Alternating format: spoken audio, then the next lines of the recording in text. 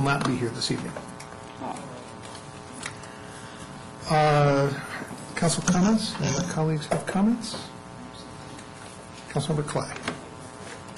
Well, I just came back from dinner at Roscoe's, where they were holding... And who did you see there? I saw the mayor there. It was so cool. My daughter Piper was so excited, she went over to ask him if he was still the mayor. And she was disappointed when I said yes. My daughter Piper is unhappy that we no longer have a female mayor. And no matter how many times we tell her that Kathy Porter was ready to retire and move on and do other things, she's not gotten over it.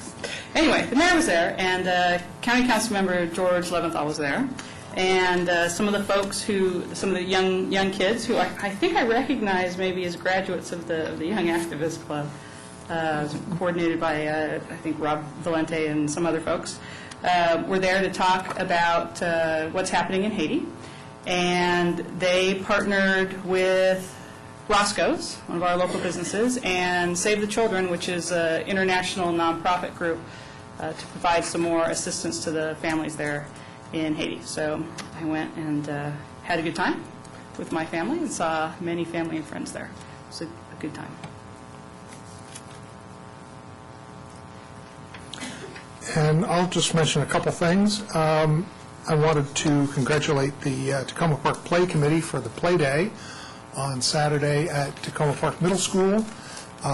There was a huge turnout and a lot of participation by a lot of people, hundreds of people enjoying play, multi-generational games, and it was a great event, great turnout, and a lot of real enthusiasm for play.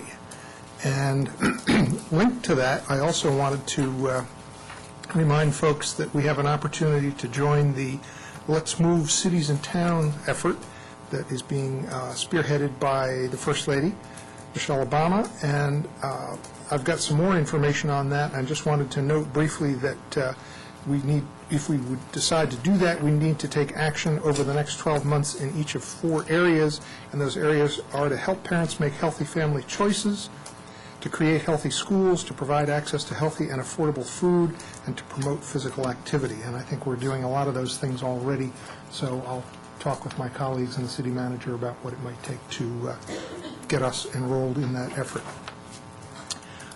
Also wanted to note that the antique car show was on Sunday during the farmers market. I know that a number of people who usually like to park in that lot behind the post office were chagrined that the car show was in the parking lot, but you can't have some additional amenities for the community and opportunities if you don't have a place to put them, so that's where that was, and hopefully the people enjoyed the fact that they could have the farmers market and the antique car show.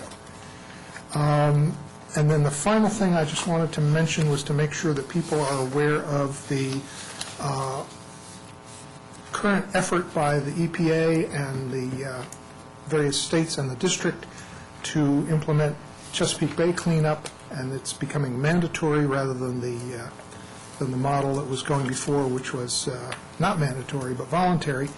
And probably seen things in the paper, in Washington Post and elsewhere, that things are coming to a head right now. The draft watershed implementation plans were turned into EPA September 1, and there's a couple of weeks until in November sometime when those draft plans become final watershed implementation plans for Phase 1. And there are public interest meetings where people can give input to those and learn about what's going on. And the one closest to us is October 6th. There's a session from 5 to 6 for elected officials, and then a public one after that, 6:30 to 8:30, and it's at the Prince George's Soil Conservation District at 5301 Marlborough Racetrack Road, Upper Marlborough. And I will be going for that whole thing, and I'd invite anybody who's interested in the efforts to clean up the bay, and any of my colleagues who want to see what it's going to entail for the city, particularly as it pertains to stormwater, that this is a very important one to go to, and so I'd encourage everybody to go to it. Other comments? Councilmember Wright. Thank you. Three things. One item is on the consent agenda, so I just want to say thank you to Franca Brilliant for her service on the small grants program, and I'm happy that we're re-nominating her. I don't imagine we're going to pull that item off the consent agenda, so I just wanted to say that. The second is just want to comment on some discussion that's been happening related to permits in parks. And there's a petition by citizens in North Tacoma about this issue, and I'm working to reach out to some of them and talk more significantly. And it's this whole question about whether the city manager shall or will legally issue permits to members in the park. And the one thing, we'll get it sorted out, the legal language, and I think the city attorney's given us an opinion on this issue. But we just have to think also pragmatically that, yes, we think people, if they want to ensure that they have a reservation to use a pavilion or a field in the park, that they should get a permit. But I think we just have to think pragmatically. If we required every person to get a permit to do something in our city parks, it would be a little bit odd. What's the rule for how many people can decide that they're going to have a sandwich or a picnic in the pavilion in Jackie Park? Is it 5? Is it 10? Do we really want to use police resources patrolling around to see if every individual who's using the park and based on whatever that relatively arbitrary number we would come up with, or have the proper permit? I don't think that's quite the right approach. So pragmatically, I think we need to think about it regardless of what the legal language says. Of course, we want the parks to be safe. The chief of police is very committed to doing that, and continues to issue details for officers to patrol the parks in the evenings, and of course continue to respond to any residents' call about any issue. And there's been some suggestion that there would be no difference if we lived in Montgomery County and we had this park and that we're paying all these taxes and the police aren't here quick enough. Well, I would suggest that if you looked at the response time for Montgomery County's police into parks versus the response time for our police department into parks, I think you'd be quite shocked. I'm sure our performance is better. There's actually a park that's a county park right on the edge of Tacoma Park in Silver Spring International Park on the corner of Chicago and Piney Branch. And we frequently, as the City of Tacoma Park, go in and check on that park and respond to calls in that park from residents within our city much more rapidly than the county would ever respond. So, I think we need to think about requests like that, and I look forward to meeting and talking through with the individuals that have this concern and finding a pragmatic solution that works for them, for the city, and how we want to expend our city resources and effort. So, the last item is just, I know we're going over the tree ordinance, and I asked about this either it was last week or the week before. I continue to be interested in talking about the trees on Maple Avenue in the blocks between Carroll Avenue and Philadelphia. The city arborist, who I respect his opinion a great deal, and have read up online about this also, that we basically have the wrong trees in the wrong place. And I know there's some individuals who feel we can continue to manage those trees and that they'll live for a long time. I would suggest that that's not the case, particularly when we have Pepco, which we have a little bit of information on the dais today, basically has right by law to prune within a certain range of the tree. And basically we have trees that are single stem, large, overstory trees there. And the challenge is that basically the way that they will be trimmed by Pepco and the way the tree is, that they will basically die. The arborist estimate is that most of them will die in the next 5 years. Maybe they'll live a little bit longer. There's two directly in front of my house, and since I've been there now, one is dead. And to me, what we're going to do is we're going to wait, we're going to having, ongoing discussions about whether we should replace these trees or not, and we're going to lose precious time to planting the right trees in the right place and encouraging people to plant overstory trees in their front yard. I plan to, in this next tree purchase, to take advantage of the city's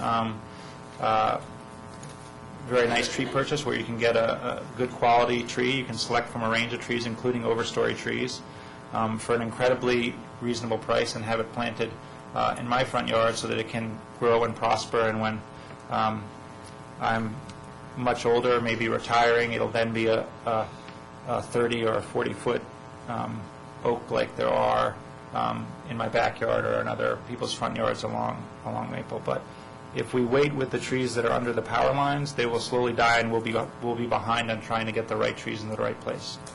So we did meet with the city arborist about this issue a while ago, and probably more than 9 months, and there was a proposal that he was going to mark in 2 different places the options for how we would start to integrate new trees. And residents would be able to look at that and kind of understand where those trees would come, and that still hasn't happened. I'm anxious to try and figure out having that happen, because I think the planting season for doing trees this year is fast approaching, and I'm sure there's planning and work to do. And then, of course, there'll be an opportunity in the spring, and I would imagine that many of the residents along there would even step up and water the trees, once they're in, to make sure that they take hold and grow vibrantly. So, thank you. Councilmember Schultz. I just want to remind my constituents in Ward 6 that I represent that on October 7th in the evening, we're going to be, I'm going to be attending a meeting with the new owners in the Tacoma Overlook condominium, which is still under renovation and has been for quite some time.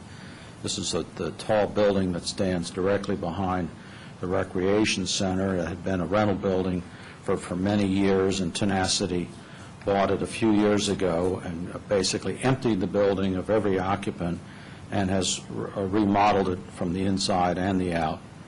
Anyway, there's a lot of new people who've moved in. That many of them are, probably most of them, are new to Tacoma Park. And as their representative, I want them, and by saying this here, hopefully I can get this information to everybody more quickly if they're watching this on television, that the mayor, the city manager, Barbara Matthews, and myself, and I think perhaps maybe the police chief, yes, we're all going to be attending to introduce ourselves and sort of welcome these residents to Tacoma Park, to kind of explain to them what their taxes, or how their taxes that they pay that eventually come back to Tacoma Park get used, the services that the city provides, and how they can access information and how they can get involved in the Tacoma Park programs, services, task forces, whatever it is that they might be interested in doing as residents of the city. So I'm looking forward to that. I'll probably have follow-up conversations with this new group of residents in the coming months as more of those units get occupied. But it's an exciting opportunity, and I just want to make sure that as many people are aware of that as possible. And what's the date on that again? October 7th, which is a Thursday, at 7 p.m. It'll be held in the Tacoma Overlook building. Actually, it'll be in one of the model units. That's what I want you to all to know. So that's my only comment tonight. Did the city manager have something in response to something? Your button is on, your light's on. No. Anybody else? Okay, we'll move on. There are no additional agenda items, and I'll just mention one or two quick reminders on coming agendas. Next week, on October 4th, we're going to have 2 presentations, one on the Safe Routes to School program, and another one, which is a briefing on plans for the Tacoma Piney Branch Park, which is directly behind this building. The following Monday, the 11th, we're going to have a work session on the Task Force on Environmental Action Report, both staff comments and council discussion of that, and we will, we're assuming that that's not going to just take 1 week, but we're going to also continue that discussion the following Monday, the 18th. So I just want to remind people of those upcoming agenda items. It's now time for public comment period, and I'd invite anybody who wants to talk about anything that is not on our regular meeting agenda. We've got a public hearing, and we've got various regular meeting items where you'll have an opportunity to talk about those items when we get to them. But anything that is on the consent agenda, anything that's on our work session item, or anything that's not on the agenda at all, now's your time to speak. And if you would come to the podium and identify yourself and keep your comments to 3 minutes. And first, we have Mr. Lovelace in the back. Yeah, my name's Pat Lovelace, 7620 Maple Avenue, Tacoma Park. Your favorite peace delegate. And I'd like to let you know that on Saturday we're having the jobs demonstration called, what is it called? The First Nation, they're calling it. And we're expecting to have a lot of people out there, and I'd like to see Tacoma Park well represented out there. It's going to be a jobs demonstration and, a peace demonstration. It promises to be really well. We're hoping to get a lot of attendance. We've been planning this for months. And also, that's on October the 2nd, on Saturday. On October the 3rd, we all know we're having the street festival. And I'm hoping that we get a really good turnout at that, too. So people can come out and show their appreciation for what Tacoma Park really is and what we've done for the city and what the city has done for us. So I'd like to see a lot of people come out to that. They can enjoy the music, they can enjoy the people, they can enjoy the conversation, they can enjoy meeting new friends and neighbors and everything. And that would be wonderful. And also, I'd like to let people know that it's only 36 more days before we vote. I understand that voting in November, election day is the first Tuesday. And I understand that people we didn't have such a good turnout this time with the primary. And if that's any indication, we may have a problem if we want to keep our people in the in office at the ones that we got. And I'd like to see us keep O'Malley and see us keep our delegates and stuff. But if we don't get up and vote, we don't know what's going to happen. So we need to be very conscientious of that, because that's not only our right, but it's also our duty, also our very duty to get up there as adults and vote. Because if we don't, they're going to be the first ones to complain. And if anyone who doesn't bother getting up off their bum to vote, they have no right to complain later on when things don't go right.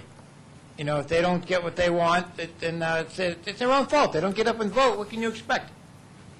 But and I'd like to see everybody come out to vote, because I'll be down at the polls on 36 days from now. I'll be down there, peace sign raring to go, trying to get the message out. And I'm hoping that we can. Get people out there, and I'm encouraging anybody who's watching this to tell their neighbors tonight, remind them about voting, remind them to come out to the street festival, and remind them to come out to the jobs demonstration, because we got to remember that we got to take part in what our city is doing for us, and not just what we can do for the city.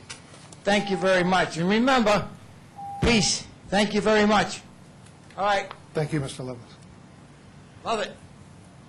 Anybody else who'd like to make any comments? And a reminder that if you have any comments on the tree discussion in the work session this evening, now is the time to make those comments.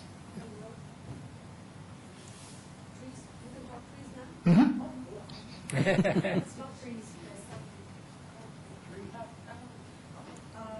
Honorable council members, I know I have a very limited time, so I'm just going to stick to a couple of points. My name's Maxine Hillary. I'm a homeowner, former renter here in Tacoma Park. What I've noticed, it is the homeowner who bears the weight of the intent of this law, which is supposedly to benefit the common good.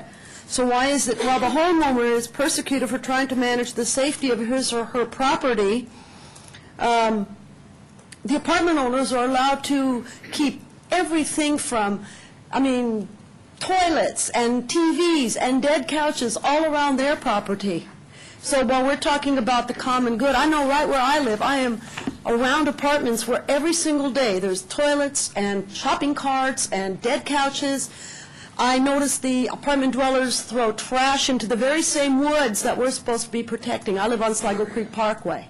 So I keep wondering, where does the burden of the common good lie? Is it the homeowner? Is it all of us? The second thing that I want to talk about is the arborist. With all due respect, I find him to be incredibly rude and unprofessional. He exercises no discretion in the course of his duties. I look at what has been done in pruning the trees in Bethesda. They don't look dead to me. We took a few branches off of trees that were lying on power lines over my roof.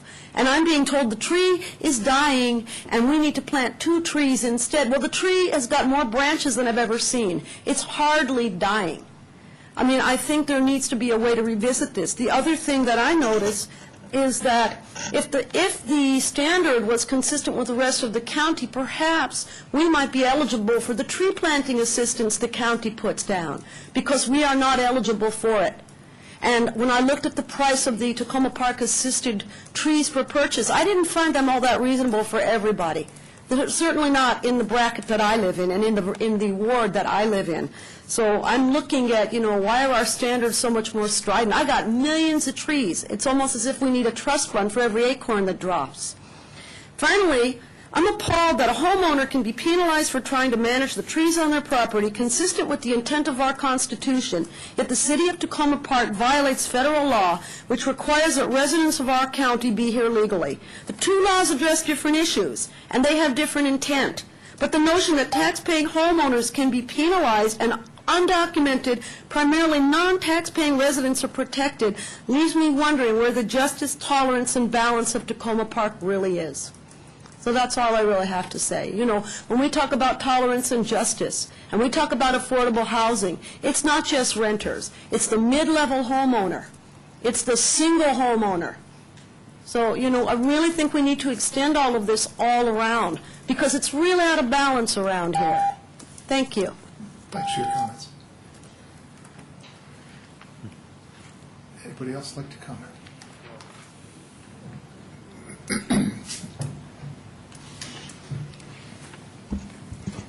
Good evening. I'm Colleen Cordes at 500 New York Avenue, and I'm also here, my neighbors at 509 New York, 513 New York, 523 New York, 7422 Baltimore, as well as George French at 510 Albany, and Sharon Levy, former Tacoma Park City Council member, have all asked me to communicate, as well as my own objections, their objections to the return this week of the city contractors to continue tearing out sidewalks and driveway aprons, many just torn out and were done within the last few years.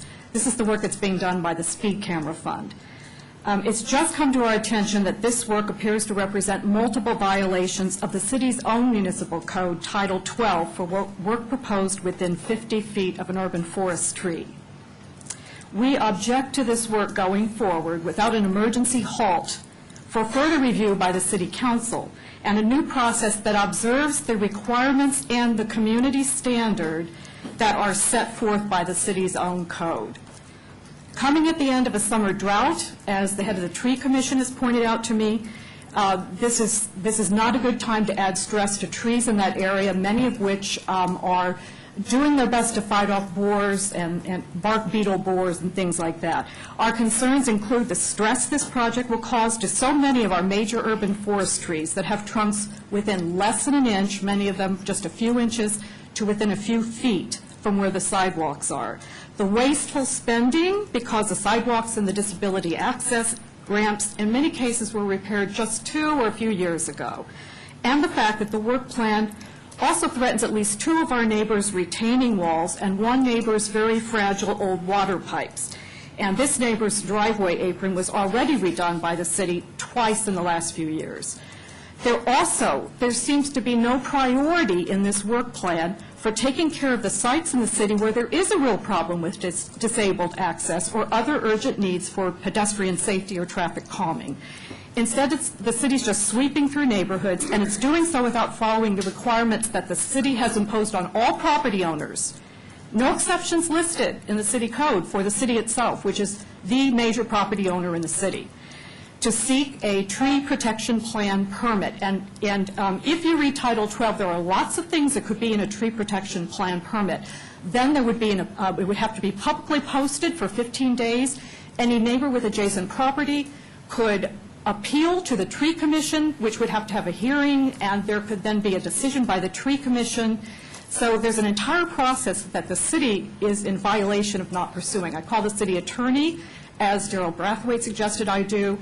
Her office referred me to the arborist. The arborist said he knew nothing about this.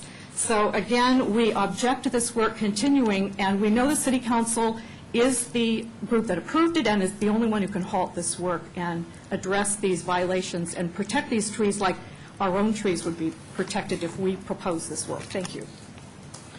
Thanks for your comments. I just asked the city manager, you commented about various driveway aprons and things like that. My sense was that the work that was going on was mainly concerning handicap access ramps at corners and associated sidewalks that go with those. Is it accurate to say that the work is more extensive than that? I think there have been some adjustment to driveway aprons that would have been required to keep the grade at a certain level for ADA compliance, but I can certainly confirm that with the Public Works Director. Okay. Mayor, I could comment. I've walked the site with residents. There was a lot of work done in North Tacoma. They stopped to do the work behind the library and are now going back again to do the work. And it is the issue that the driveway apron, could be running right through the middle of the sidewalk at a 20-degree slant when the rest of the sidewalk is relatively level. This is a complex issue, and what the city is trying to do is something new, and I think we're on the cutting edge of trying to do as good a job possible related to handicap access. And many of the decisions around which sidewalks to replace are judgment calls. We're trying to, the Public Works Director is trying to set a new standard around handicap access, which I think is very important. It is true that the city didn't follow the same process that is required of a private landlord. But when we looked at this before, my understanding from the city attorney was that that wasn't required. Now, if that's not the case, we can relook at it.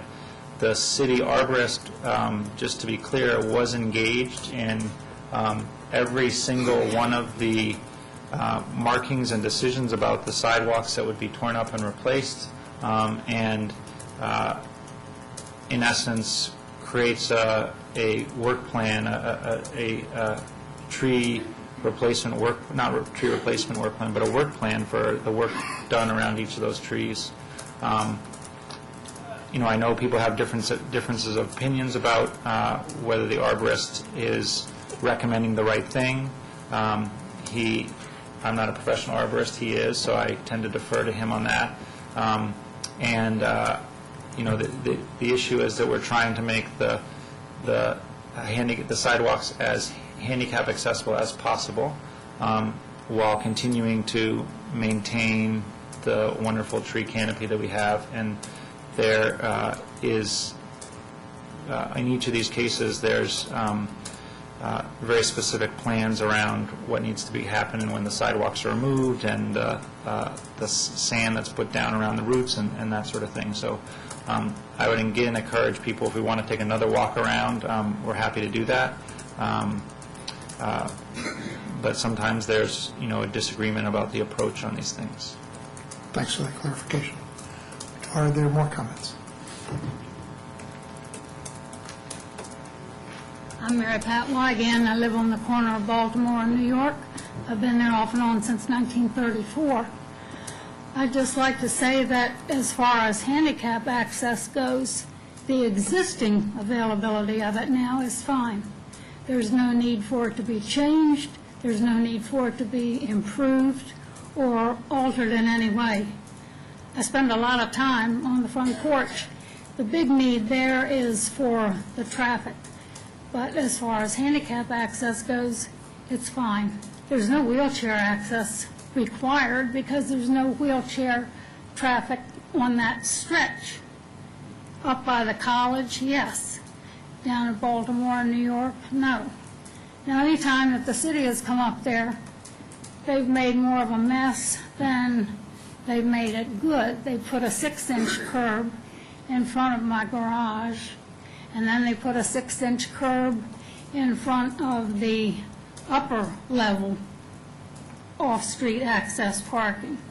So that took out 2 off-street parkings that I had, which resulted in a ticket for parking too close to the intersection, which the judge threw out. But I'm getting off track. I just want to add my remarks to Colleen. She spoke very eloquently and covered just about everything. But I want somebody to take another look, a good look, and just be able to justify spending the money on what you think you're going to spend it on, where it could be better spent elsewhere. Thank you. Thank you.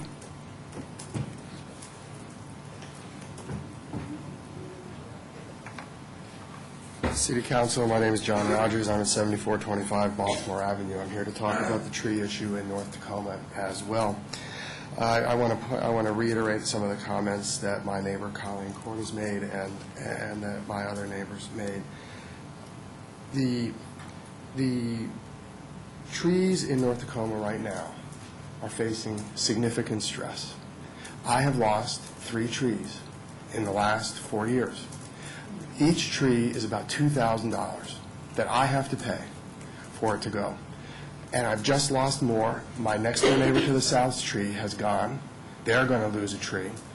Our neighbor across the way's tree is about to go.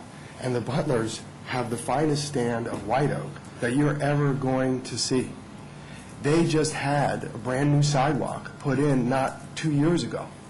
And now we're going to put more sidewalks in. We're going to engage in more construction that is going to, right around these trees, right around the root flares, that is going to imperil these trees.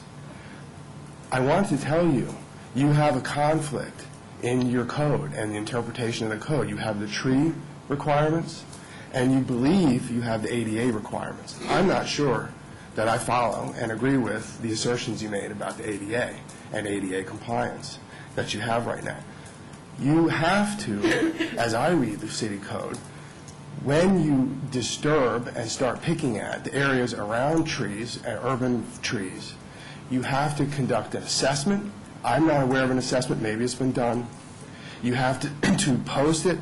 You have to give the homeowners the opportunity to discuss it and lay out their concerns within 15 days. There's an appeal process. I'm not sure that any of that process has been carried out. All right, so that's one of the first points that I wanted to make. Second point that I want to make, many of our neighbors have galvanized pipe connections to WSSC. You start messing around and tearing up existing aprons that people have, you run the risk that you are going to impose upon a ton of people a requirement that they fix those connections to WSSC. I had an issue with a connection to WSSC, and I had to fight them and threaten litigation with them. And what I want to inform you, I want you to consider this as part of the cost. You take your victims as you find them. If you come along and start cutting up aprons and bust my connection to WSSC to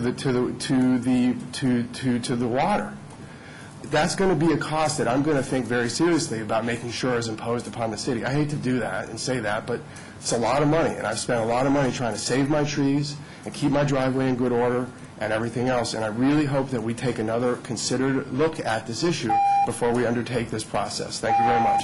Thank you. Good evening. How are y'all? I wanted to talk about the selection of the street trees. I think street trees are a big yes. I mean, there's just nothing as great as having a street lined with trees. However, my point started with the selection of the sweet gums, as well as some of the other ones. But, you know, the arborist, he really loves trees, I know that. But there's no oversight over him, except perhaps the city staff, who also does not have a lot of expertise in this. Now, the experts, such as Environmental Resources and the Forestry Service, and I gave out the flyer at another council meeting, absolutely recommended that sweet gum should never be planted as street trees because the root system will crack the sidewalks and the curbs. And also, there's a safety factor. The balls that fall are not conducive to having people walk and slip. Or children. Do you want your kids playing on the sidewalk with sweet gums? On grass? Fine. On streets? No.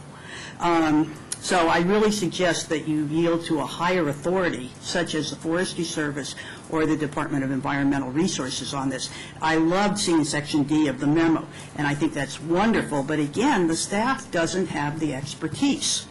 I think the Forestry Service and Department of Environmental Resources has to be considered on this. So, like, for example, the street trees on elm, the red buds, and on maple, the crepe myrtles, oh my God, they're fantastic. But when you're talking, and when I did mention it to the arborist about the cracking the sidewalks and the curbs, he said, well, that was a long way down the road. But I think it's our responsibility to protect future generations from having, you know, problems because of what we do now. So deferring, it might be a very good choice that there is some supervision. However, I think we need to really rely on some real experts when we make the decisions. If the Forestry Service and Department of Environmental Resources say they should never be planted as street trees, guess what? I think we should listen. Thank you. Thank you. Hello, I'm a resident at Washington Adventist University. I want to talk about the driving situation here at Tacoma Park. I know yesterday a young lady was hit on Carroll Avenue, and as a student that's active on campus and walking around the streets here in Tacoma Park, it's a concern because, I mean, on Flower Avenue, it's that street that crosses around Flower Avenue. It's people always speeding down there, students always, you know, walking around and crossing the street. It's a concern if we could get, you know, people without speeding cameras, or I know speeding bumps are going to be mentioned on later today, but that's just what I want to talk about. The driving is insane. So. And could you give us your name? Leah? Yeah. Thank you.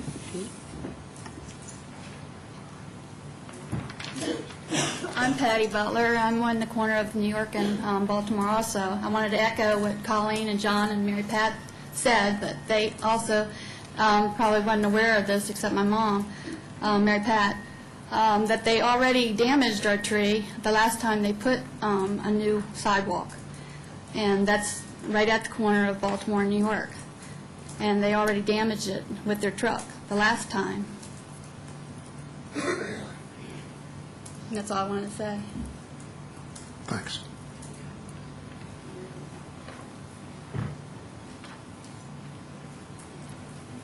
I'm going to change the subject.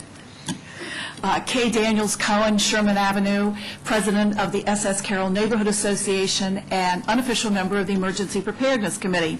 I'm bringing you the last chapter in the Emergency Preparedness Month, since this is the last Monday of September. And I want to go back and just go over quickly what we covered. I've got you more applicable handouts, but I brought you information on adults. Then we moved to emergency preparedness for animals. Last week I brought you information for special needs and senior adult folks. And tonight I have some special information on helping children cope with disaster. Your city clerk will pass this out during the break if she hasn't done so already. Also, because of the Playful Day last Saturday, which I fortunately got a chance to play, there's a really fun coloring activity book called Ready Kids. And if you have children, or if you don't have children, I know you know someone who does, this is a great book to deal with emergencies and emergency preparedness.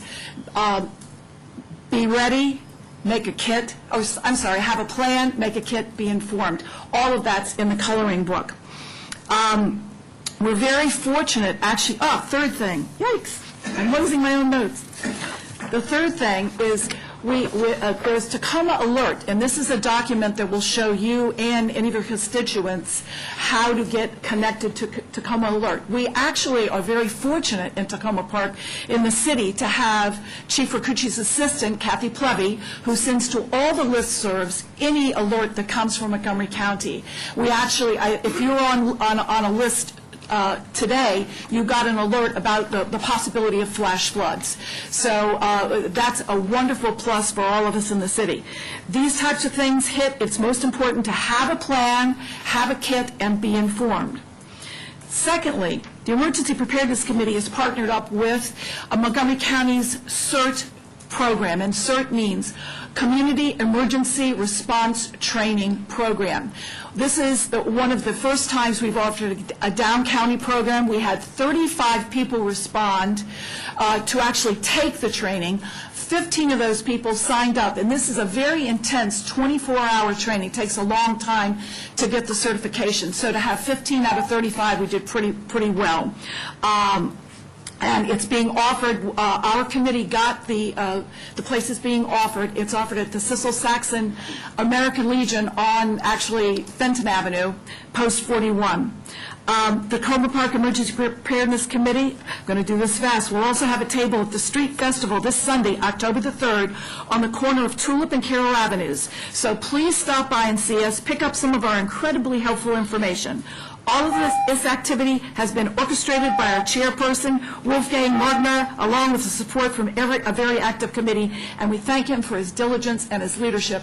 And we also thank you all for everything you do for the city of Tacoma Park, and I thank you for your time tonight. Thank you. I'll be back some other time with some other issue, for sure.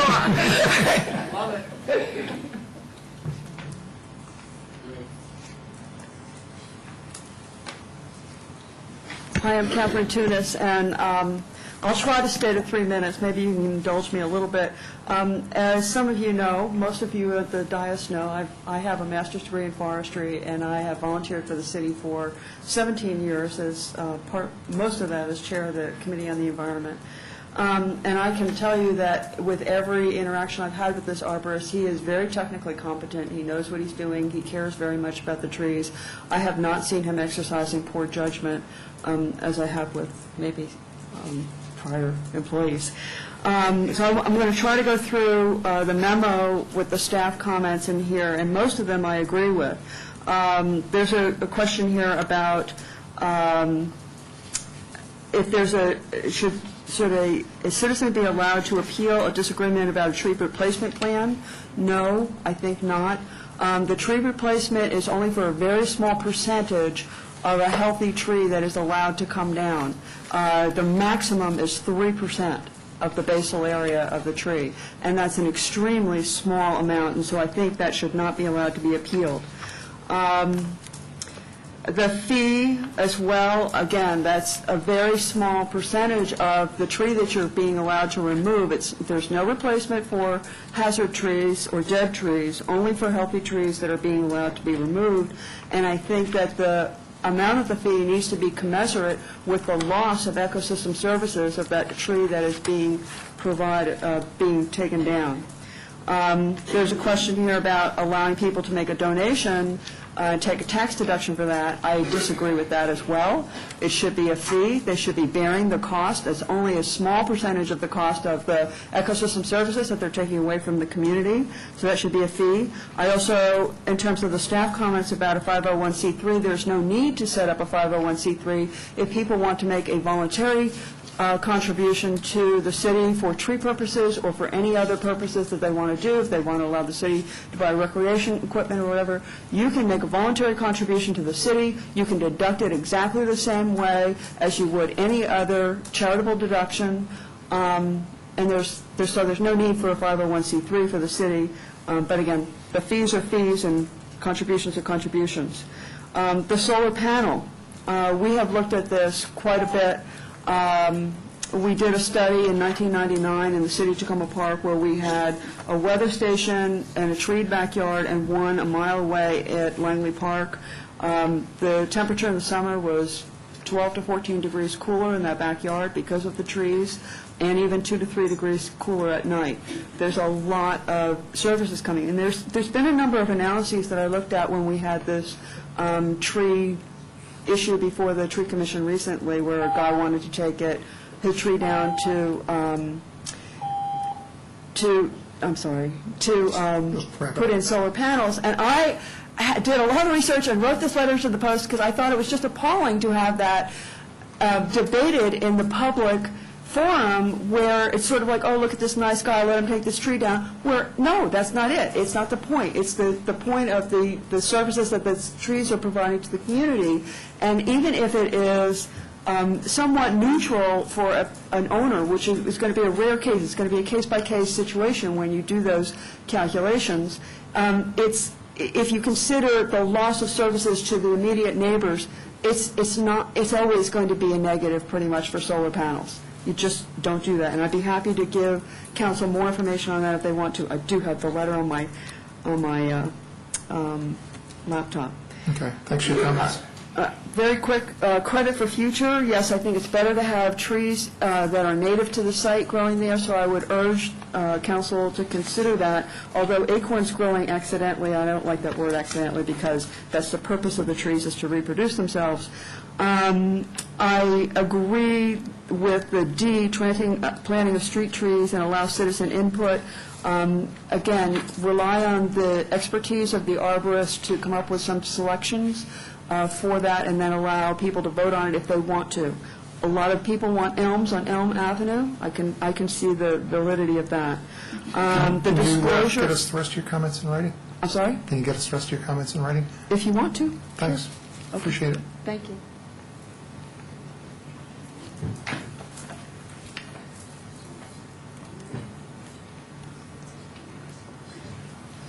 Hi, I'm Melanie Fosnot, 1207 Elson Place. I am a member of the Tree Commission. I'm speaking as myself, not as the Tree Commission, although what I'm going to say is backed by the Tree Commission. I believe you all have in writing our response to several of the items that came up regarding changes to the tree ordinance. I'm going to limit my comments right now to the solar panel issue, and then I believe Carol has some additional comments on the other issues. We did discuss this in our meeting, and we would not be in favor of changing the ordinance to specify presumption in favor of solar panels when taking a tree down. We believe that this is a land use issue that is already addressed by the tree ordinance. It's something that can be addressed on a case-by-case basis when the Tree Commission weighs and hears facts on appeals of taking a tree down.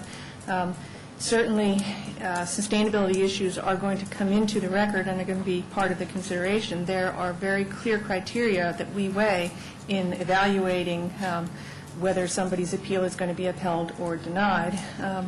And so while I certainly, and the Tree Commission certainly all appreciate the spirit in which this potential change to the tree ordinance is being offered, I think everyone in this room could support a greater emphasis on sustainability within the city. We feel that the current ordinance as it stands already provides for that consideration in our deliberations, and so we do not see any need to amend the ordinance. Thanks. Thank you.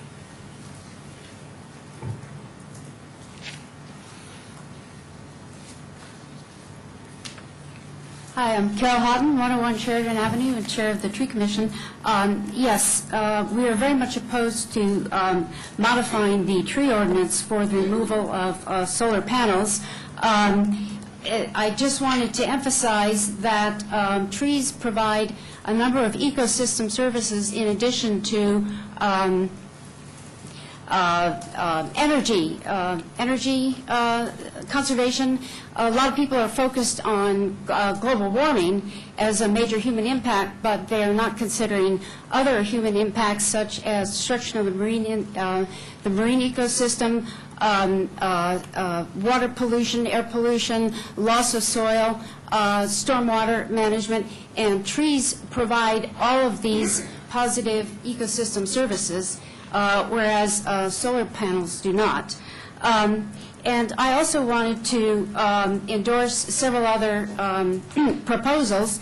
I think that having resident input into tree selection for city trees is a good idea within the constraints provided by the city arborist. And I also think it's an excellent idea. We all have discussed this in the past, that that the city should include within real estate contracts disclosure about the tree ordinance, so people understand what they're getting into before they buy a house. We think it's a bad idea to remove the position of a full-time arborist. I think that would essentially gut the tree ordinance, which protects our beautiful tree canopy, which makes the city of Tacoma Park a very desirable place to live. And I should also point out that real estate values provided by trees is another important economic value of trees. So we should definitely continue the role of the city should continue to employ a full-time arborist. And I also wanted to second Catherine Tunis's comment that I believe that our current arborist is highly professional and very concerned about trees. And I also just wanted to briefly mention the sidewalk issue in North Tacoma. I wanted to correct a misconception. The City of Tacoma Park is not in violation of the city ordinance because Section 120408O provides that the city manager has decision-making authority over all city trees. However, I do think it would be highly desirable for the citizens to have more of an opportunity to have input regarding what is happening to the trees on their property and within the city right-of-way. I know that the citizens of North Tacoma have expressed a great deal of concern, not just about the money that's being spent on the sidewalks, but also on the impacts on trees. I know that the Department of Public Works and the city arborists are trying very hard to make sure that the work is being done properly, but it is difficult to oversee this, see the work that's actually done by the contractor. And so I think it would be a good thing to make this process more open and provide for more input by the residents who are being impacted by this work. Thank you very much. Thank you.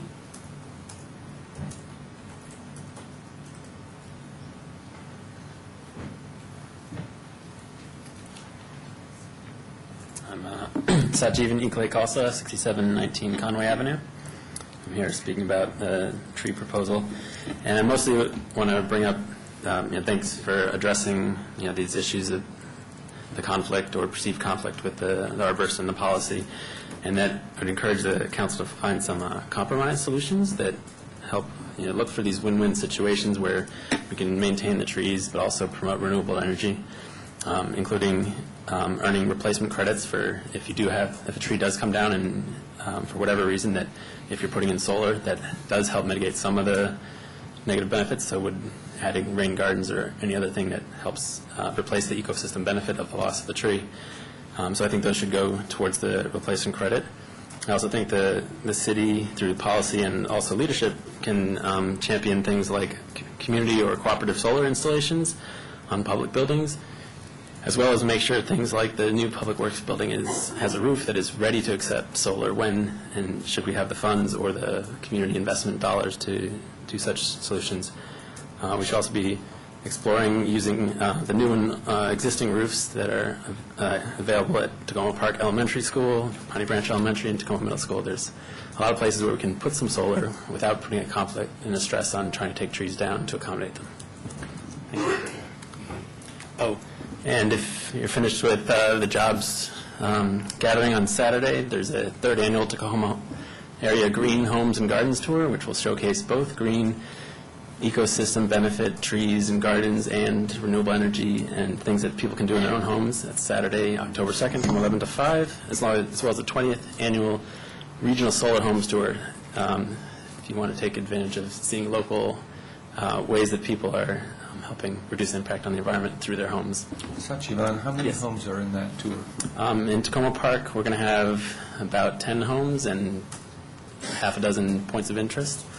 And the Solar Homes Tour has over 70 homes in the region. So the Solar Homes Tour is not the one this Yeah, the weekend? Tacoma Green Homes Tour is a sub-tour. It's designed to be walkable and bikeable, or at least you can attend it using less of a carbon footprint.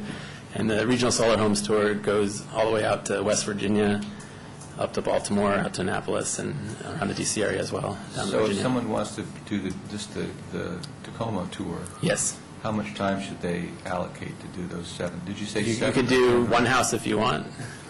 One house, 1 hour, or you could spend 6 hours going to as many sites and So it's- houses as you want. So it's a self-page, you get a little Yes. map of some Yes, that's sort? right. Where do you get the map? It's at the website truthfulliving.org. Actually, just go to solartour.org. Solartour.org. That's the central hub for all the tours in the region. Okay, thank you. Thank you. Thanks.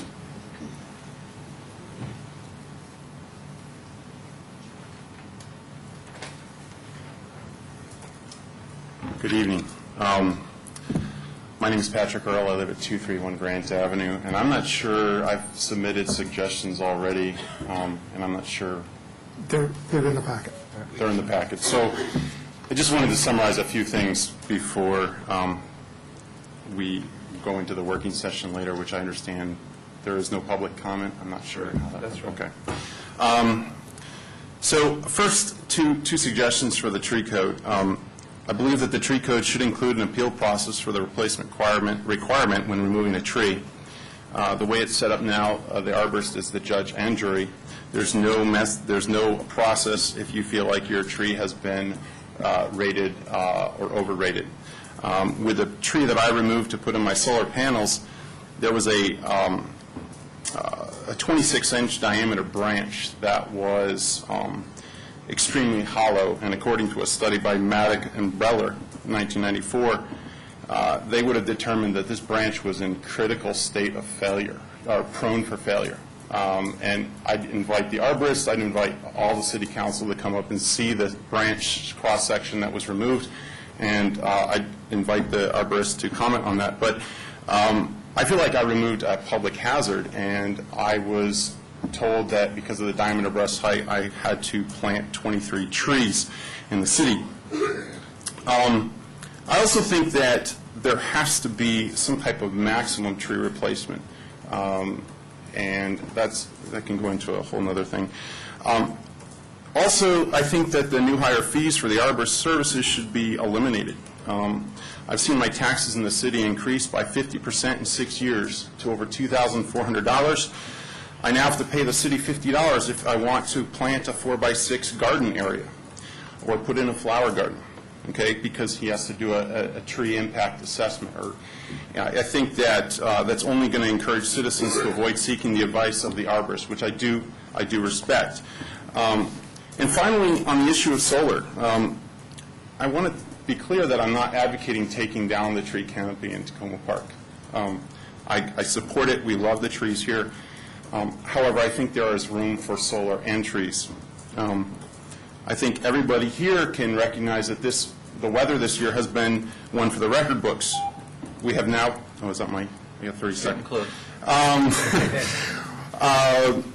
We need to address climate change now.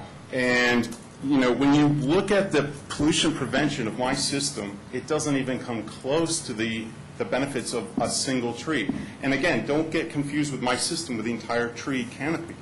So in specific situations where it makes sense to put solar in with removing 1 or 2 trees, the benefits would outweigh the loss of the tree canopy, and I can go into that in more detail later if I'm invited to speak.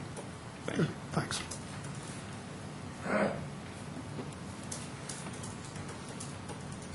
Anybody else?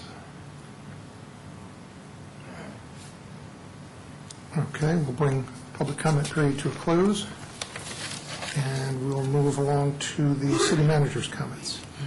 I will be very brief. I know we're running behind this evening. The city clerk asked if I could advise the council as well as the community that the application deadline for the small community grant program has been extended to October 11th. Any applicants who are interested may attend a Q&A session on Wednesday, September 29th from 7:30 to 9 here at the community center, and that will be conducted by the committee, reviewing committee. I also wanted to Just give the council a very brief update on the Public Works project. We have encountered a few problems, which is one of the reasons we made sure there was an adequate contingency when you all awarded the construction contract. In the area where the new driveway is being installed on Ritchie Avenue, it appears that that area was a dumping ground for probably other construction in the area. They found very large concrete blocks, also very huge sections of trees, not exactly logs, I mean huge sections of trees. So that will require some removal above and beyond what was included in the base contract. We do have a change order for the actual concrete and rubble, which is approximately $11,000. We are still awaiting the change order pricing for the rather large logs that were found in that area. We have also found some bad soils in the entrance on Oswego. So there will be some soil that does need to be removed and some stone put down. And then the last issue, which is more just sort of a heads up, we'll know a little bit more in the next few days. They were doing a pre-construction meeting on the demolition of part of the administration building. When they took the carpet up, there were some tiles that may contain asbestos. We are having someone come out in the next day or so to basically remove one of the tiles and take it for testing. So I'll have more information for you next Monday. Councilmember Wright already touched on this, but I did just want to follow up on the permitting issue for parks that did come up last week. I did review the city's current permitting processes with the city attorney's office. They have been in place for some time, actually predate my tenure with the city. In light of the concerns that were raised by the resident last week, I did ask the city attorney's office to review our current procedures in the context of the language in the code, and she felt that we were in compliance with that. As Councilmember Wright alluded to, I think that's a different issue than just responding to practical concerns that have been raised by some of the residents about the parks. Chief Ricucci did touch on this a little bit last week. I was going to ask if he could provide an update to the council on the Ziegler Park concerns that were raised by the Ward 1 resident last week, and also provide some comments on the unfortunate crime spree that we've been experiencing over the last 6 weeks or so. Thanks. Welcome, Chief. Good evening. We're continuing the crime suppression detail, which started last Tuesday night, and it started off well with the arrest of 3 individuals for robbery. There have been no further robberies since those 3 were arrested last Tuesday. Saturday afternoon, we executed 3 search warrants at their residence in Washington, D.C. with the assistance of Metropolitan Police. We see further evidence which leads us to suspect that we may be able to close further robberies, and we'll report on that as we continue our investigation. We recovered 2 stolen vehicles, the detail did on the second night, which we have now tied into the robberies that have occurred at Westmoreland and Willow over the last 2 weeks. The burglary detail, which is a part of the crime suppression detail, had 2 burglaries. We had identified at Ace Hardware. We identified the suspect Friday night. We worked throughout the night and have obtained a warrant for his arrest. Councilman Robinson asked me last week about what trends we were seeing. I went back and reviewed the crime in the county and the city. I might add, each morning I get a report from the county and the city on what crimes have occurred. And looking at the recent arrests that we've made and what the county has made, especially over the last weekend, and looking over the last few weeks at the crimes, there's 2 things that keep coming up in all the arrests we've made. It's drugs and gang members. Almost every arrest we've made for robbery or burglary, drugs has become a factor, whether they're a drug addict or they're for selling drugs, but drugs seems to be. Most of the defendants we've arrested for burglary and robbery were also in possession of drugs. Gangs we continue to find in a lot of our larcenies and thefts and burglaries that gang members from within the city and from outside the city seem to be a part of some of the burglaries that have taken place. Finally, concerning the issue that came up last week concerning Bell Ziegler Park, last Wednesday I visited with the family that were the victims of the incident that occurred up there a week ago Sunday. We had a very good visit, went over some of the issues that have taken place up there, and I think they felt much better after we had our little talk, and I think I've had some communication with some of the residents during the last week. Finally, I met with my entire staff last week about the crime spree which has continued in our city, and the citizens' concerns throughout the city and their expectations. My expectations have not changed, and I hold my officers to a high standard, and I expect them to work even harder now because our citizens expect more, with our ultimate goal to make the city safer. Thank you. Thanks, Chief. Councilmember Wright, did you have a question? Just because you brought up the Public Works Department and there was a question about solar panels on the roof of the buildings. I know we didn't have the funds to do that in this round, but I wanted to see if we could get that question answered to make sure that in the future we would be able to put solar panels on the roof if the funding source or a creative financing vehicle was available. Okay. We will now move on to the public hearing. This is a public hearing for the Community Development Block Grant Program. And Ms. Daines, do you want to just say a few words in preparation for the public hearing? Just a couple of comments. The purpose of the meeting or the hearing this evening is to solicit comments from the community regarding the future use of the City of Tacoma Park's Community Development Block Grant funds. As noted in the attachments included with your memorandum, the focus of the program is on the low and moderate income residents of Tacoma Park. Eligible activities or program focus include decent housing, the creation of a suitable living environment, and expanding economic opportunities.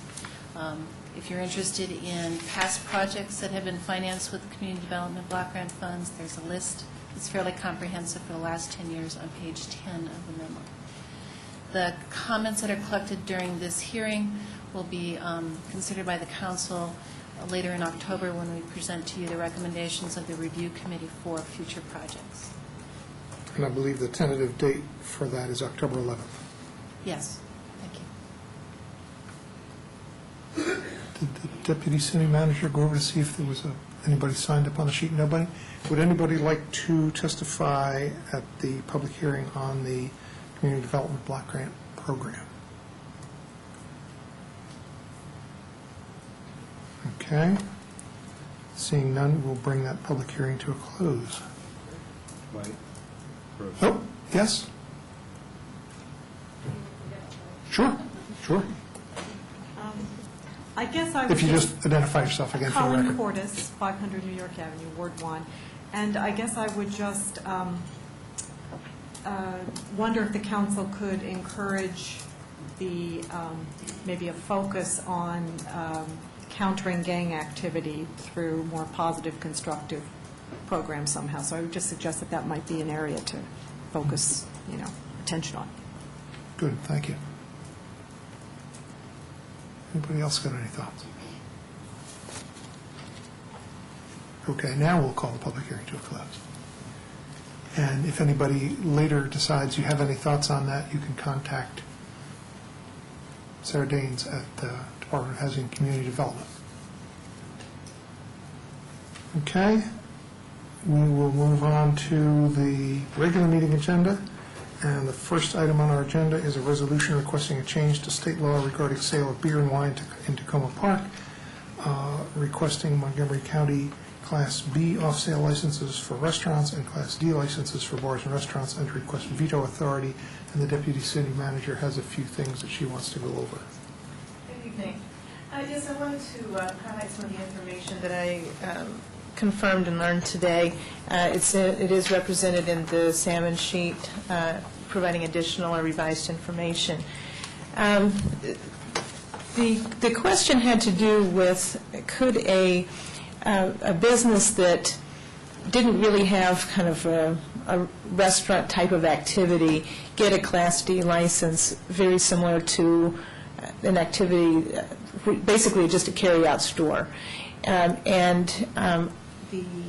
I talked to Kathy Durbin of the Department of Liquor Control, and she said yes, that a Class D license has very few controls.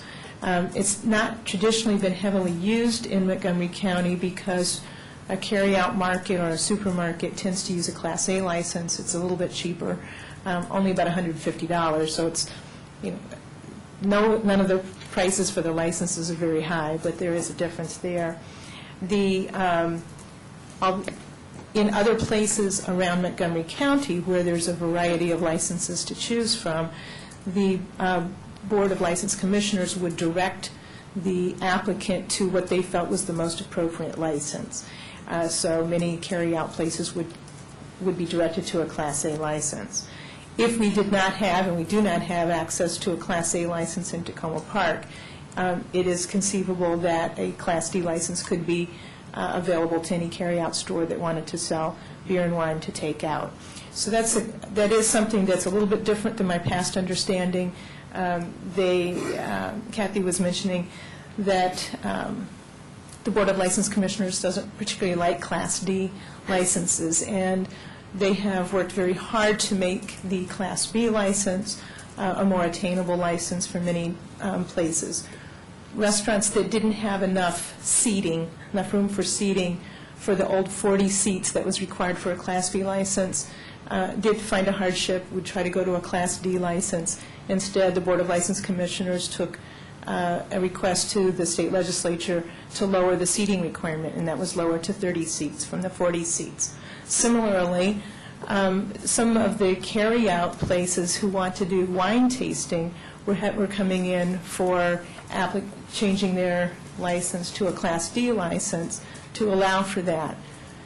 Rather than issue Class D licenses, the Board of License Commissioners is going back to the state legislature to pursue a Class A license with a wine tasting kind of add-on license at a slightly higher rate, to be able to accommodate that without allowing a Class D provided for that. So I wanted to share that information. It's a little different than we had before. Certainly it's a different impression than I had before, and I wanted to share that information with you. The other thing, and I'm sure that Councilmember Wright will mention this, has to do with some of the language about veto power or whatever. I'm looking forward to that discussion, but I do want to say that I think that there's a variety of different approaches that we may want to be investigating as we have the negotiations with the state legislature, if we pursue that, as to what sells the best. And I did have a discussion with our lobbyist, Michelle Douglas, about some very good options on that. And so we can talk about them now, or it could be something in terms of how you wish to see the resolution, that we can work with it as we go back and forth with the actual legislative language with the state legislature. One clarification I want to get from you is on the, I'm not quite clear on the Class A with the wine tasting, whether that is something that is about to become currently available without authorization for the county from the state, or whether that's a change that they contemplate asking the state for. It is something that they wish to go forward to the state legislature to request. Many other counties in Maryland apparently have that, but Montgomery County doesn't. So it is a standard license that is recognized in the state, and they decided that they want that as well in Montgomery County. So that if we were to decide that, say, we wanted to, that we thought Class A was a better fit than D, and the wine tasting aspect of it was something that was attractive, we would be requesting something that technically doesn't exist yet in the county, and if we requested it, that request would go forward independently of the county's request, or tied to it in a way that said, if the county gets this, then we would also like it. I think the latter. Just to be clear, a Class A license is the very traditional license of, you've got a corner store, a supermarket, and you want to sell beer and wine to carry out. You don't allow drinking on site. You don't have to provide bathrooms. It's a standard place that you can go and purchase beer and wine to carry out. And it's different than A in that... That's a Class A license. I mean, than D. A Class D allows that, apparently, plus drinking on site. Okay. Councilmember Robinson. I was looking for clarification also, and you started the clarification by saying that the Class D allows drinking on site.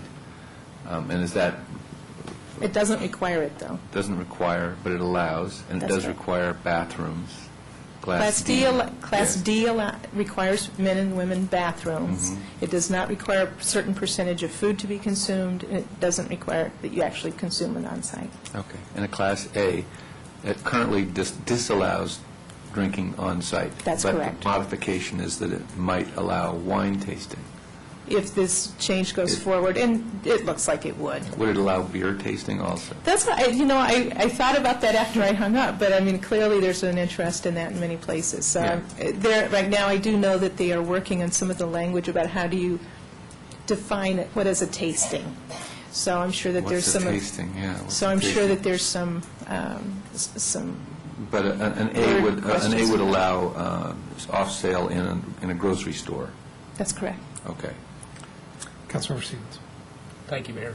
I just wanted to comment on the new information we received tonight. I'm just taken aback by the fact that we've worked on this for many months and been discussing this for many months, and it's a decision that potentially could significantly affect the character of the city. And yet, we're just hearing within the last 24 hours that the Class D license isn't even preferred or desired by the county. And last week, we were making decisions based on information we had without the full understanding what the Class D meant. I'm just disappointed that we're rushing into this, and apparently we are rushing into it, even though we spent many months, because we still didn't know until just this evening what a Class D license meant. Councilmember Clay. I'm confused. Because I don't have the sheet right in front of me that describes them all. I remember that I did not object to the Class A license to begin with. The Class A license is my common perception of a liquor store, right? Well, it does not sell liquor to go unless it's like a county liquor store. A Class A license, if you weren't in Tacoma Park and you're in the county, is You a sell liquor store. beer and wine. Yeah, okay. I'm sorry. Beer and wine. It's a beer and wine store. That's correct. Okay. Doesn't require bathrooms. Ordinarily, you can't drink anything on site. That's correct. Okay. The Class B license was to allow the downtown restaurants to sell carry-out also, is that right? It's to allow a restaurant that meets the criteria. The restaurant already is selling, I was at Roscoe's tonight, and they were selling Right. everything, including liquor. But you can't carry out liquor, but yes, you can carry out beer and wine. The B then would allow you to carry out beer and wine. That's correct. And then the D was added because the co-op was interested in the possibility of selling organic beers and wines, and they don't also sell food. So they wouldn't have qualified if we only asked for the B licenses. So we had to add D because of that. Okay. Okay. So, but we didn't do A to begin with. Why didn't we do A to begin with? I've forgotten why we didn't just go with A to begin with. I think it was because the concept that we talked about, the types of establishments we wanted, were ones where you could actually have a beer or wine tasting in the facility, and that was not allowed by... But we didn't do A, B, and D. We just did B and D. So why did we exclude A to begin with? Because it didn't seem to add anything. Yeah, it didn't. Because it didn't add anything. Okay. Okay. If the county doesn't like the D establishments because they're being used as beer drinking keno parlors, why don't they eliminate that as a license? Well, I asked that. Apparently, these are standard licenses at the state, and I was told it's really hard to get rid of a license in an area. The D is one of the oldest of the licenses. It's the old saloon license. Yeah. There weren't many D licenses in Montgomery County for a long time, and it's only been recently that that's kind of been growing as a way to fill in gaps, I think, with the flexibility of the B and the A licenses. I did, just in fairness, explain at the very beginning that the county did not prefer Class D licenses. Nevertheless, the interest, I think, here was something that had a combination of food and drink. What I heard today, though, was that even though there was a practice within the county of minimizing, not issuing D licenses just to a carry-out place, it is not precluded. And if we were in a situation where Class A was not an option, then presumably the Board of License Commissioners could choose to use a Class D in place of a Class A license in Tacoma Park.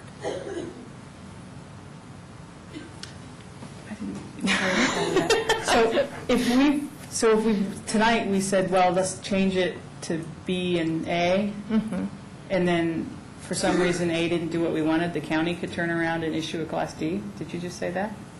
No. What I'm saying is that to sell beer and wine to carry out without having food around the county, if you have all the licenses open in a particular jurisdiction, the Board of License Commissioners directs the applicant to the license they feel is most appropriate.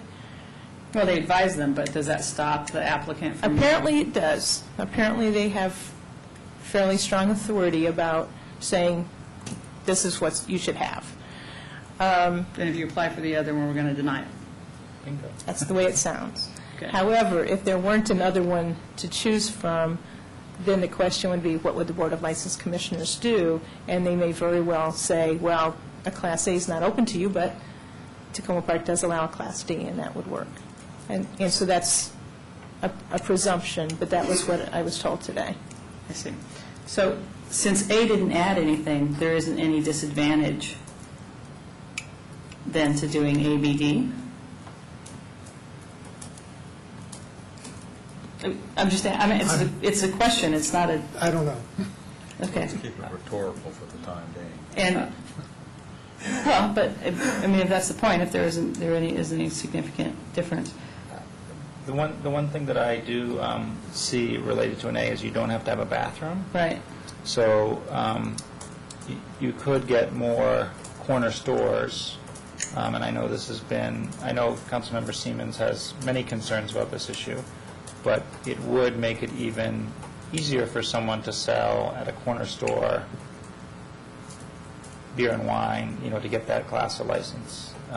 I think that's another, I'm not saying I have an opinion one way or other, but I think that's the other thing to factor in here. Right.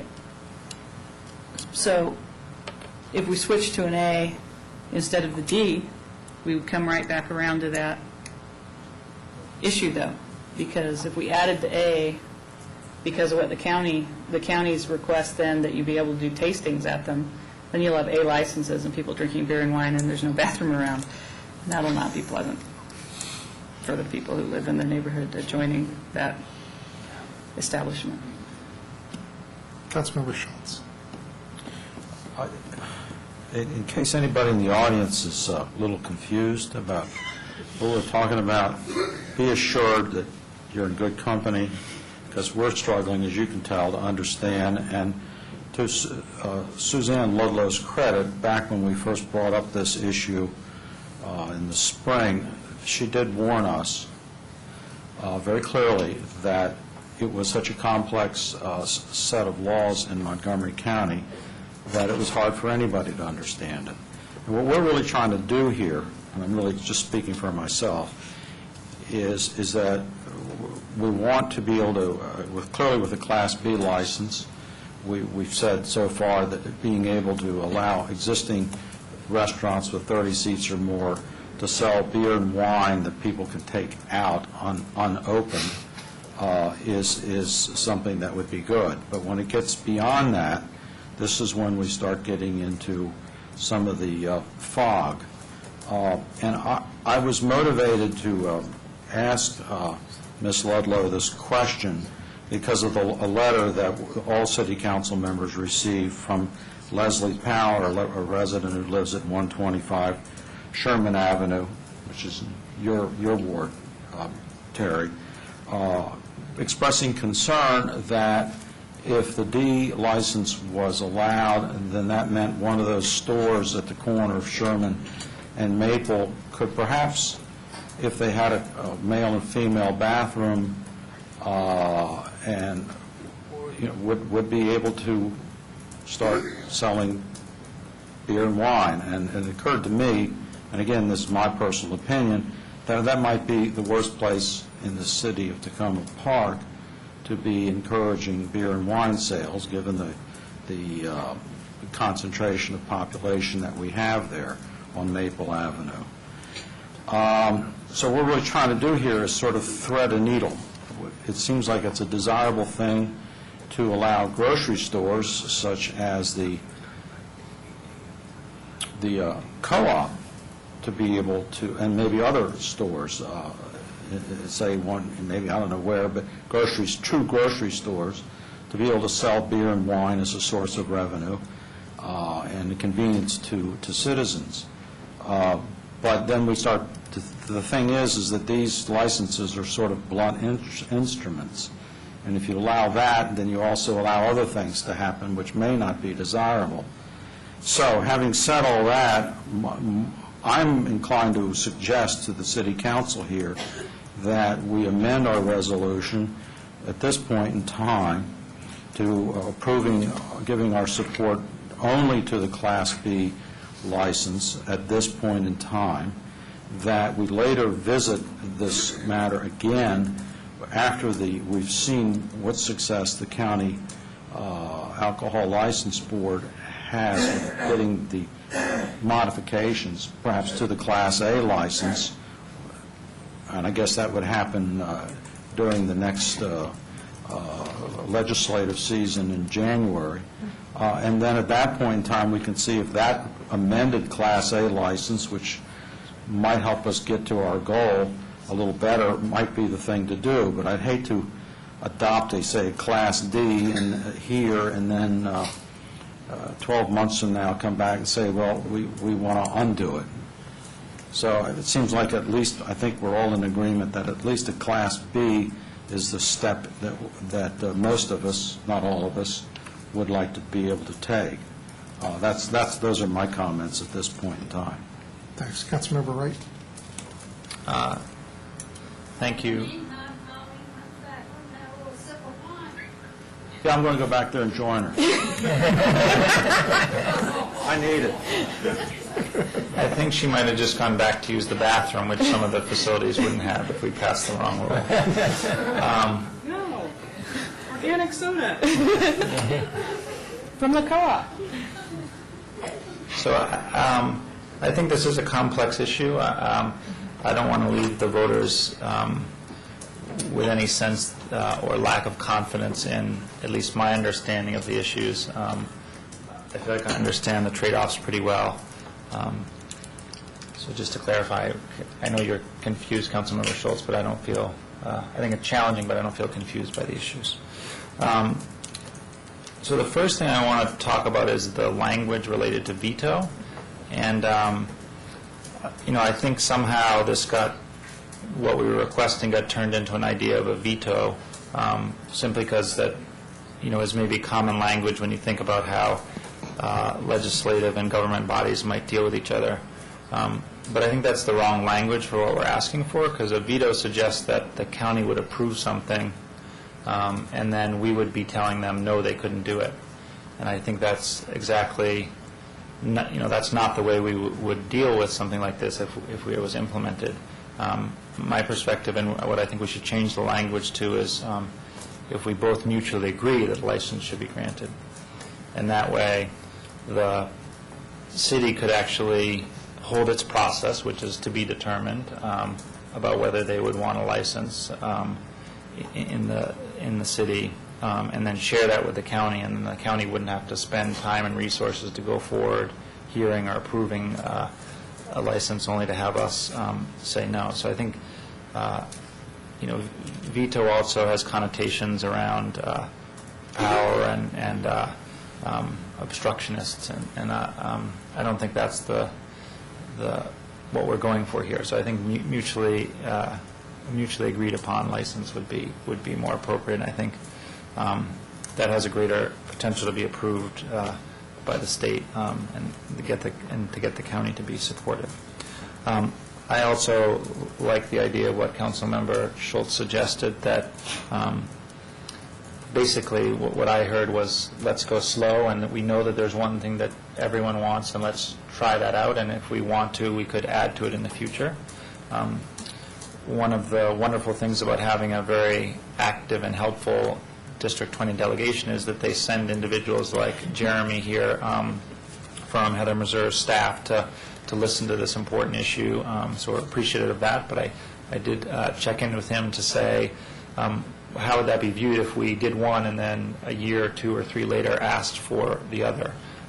Would that be considered annoying or problematic? And the read is that it wouldn't be, that if we did one and made that decision, then it would seem okay then to add to, a year, 2 or 3 later to say, oh, well, we've done this one and it's been successful, or it's meeting our needs, but we would also like to add A or D. So I'm supportive of that idea of going forward with asking for B with the mutually agreed upon language. It seems to make the most sense to me this time. Councilmember Siemens. Thank you, Mayor. First of all, just like to correct something you said, and you said that we could all agree to. Sorry about that, Councilmember Siemens. I know you don't agree with that. Anyways, and Susie, I did want to make sure that you understood I wasn't criticizing your work on this, but I think it is, as you said, a very complex issue. And as a resident of Tacoma Park, I like to think that the decisions are being made here at this council. They're making informed decisions, and that means that we understand and aren't confused by the information, that we understand it and are making the decisions that we feel are best for the community. Tacoma Park, as we all hear repeatedly, is a very diverse community, and so one person's desire for sales of beer and wine might be aimed towards wine tasting, and another community member's desires might be more for catching a beer once in a while.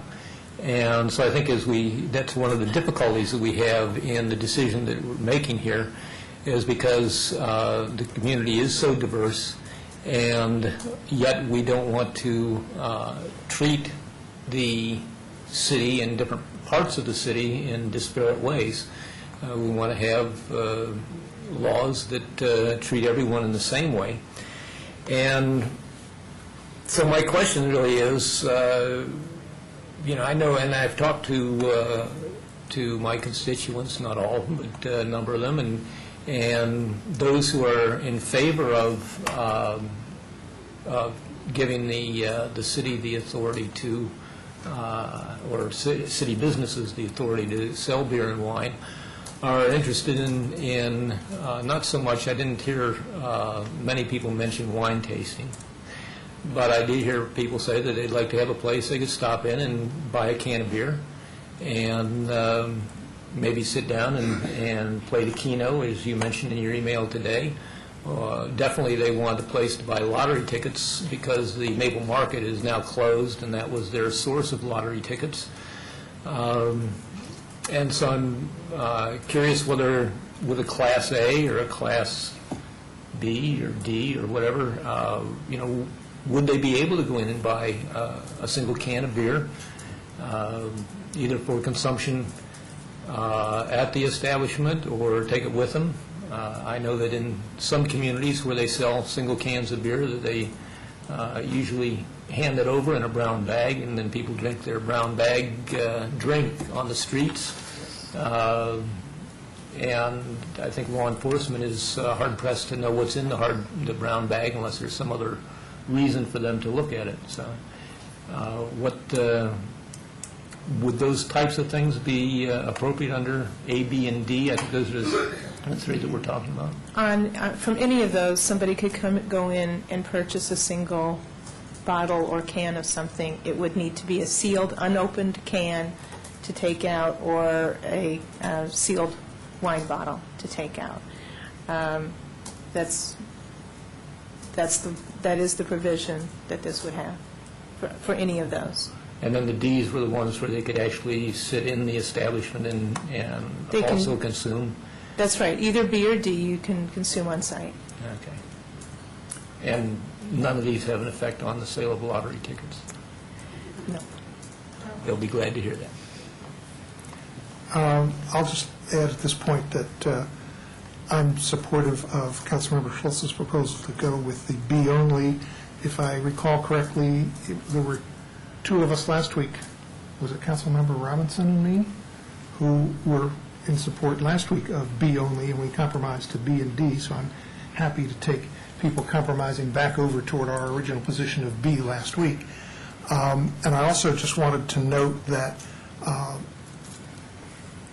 for those people who might be thinking, well, gee, why are they going forward with it when it seems like the majority of people who have come to the council meeting and testified have testified against it? I just wanted to add that I continued to hear from residents of the city over the weekend who approached me, particularly at the farmers market and the antique car show, and people independently came up to me and said, oh, please vote yes. Having the ability to get some carry-out beer and wine in the city is a good idea. So I continued to get input from residents in venues other than formal comments at a city council meeting, and they were almost uniformly in favor of us going forward. Councilmember Robinson? It wasn't you and I who started Well, that with was B. Councilmember Schultz and me. It was two of us. I started out with B and D, and although I'm familiar with the harsh effects of alcoholism and drinking in inside homes or outside homes, I weigh it with freedom to purchase alcohol and the restricting it. I'm not a fan of saying, well, in this area you can buy beer and wine uptown, but in this area we don't want beer and wine. I don't think that's the right way to go.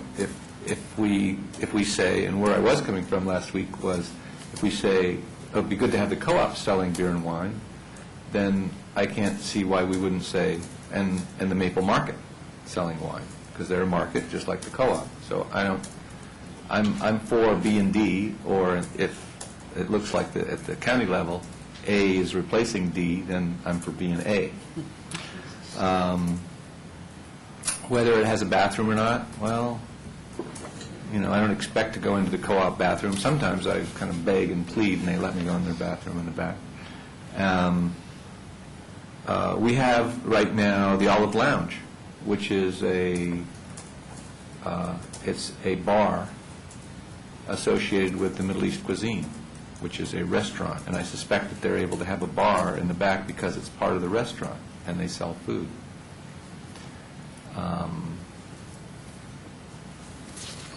So it starts to get a little tricky. Well, it's associated with a restaurant, or no, it's not associated. I would like to, I don't think going back and forth and waiting until we have more information is necessary, going back and forth to the state. And I also, I'm persuaded, based on your comments, Suzanne, that the county will listen to us when someone is applying for a license. I did have a question. Will they inform us when someone applies for a license so that we have an ability to weigh in?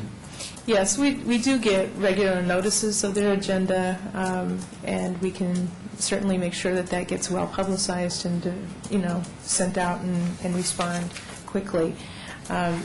Traditionally, there's not been many Tacoma Park businesses on that list. Right. Obviously, when you first get a license, it shows up on the list, and we do inform you when that happens because it's in somebody's ward, and we let you know.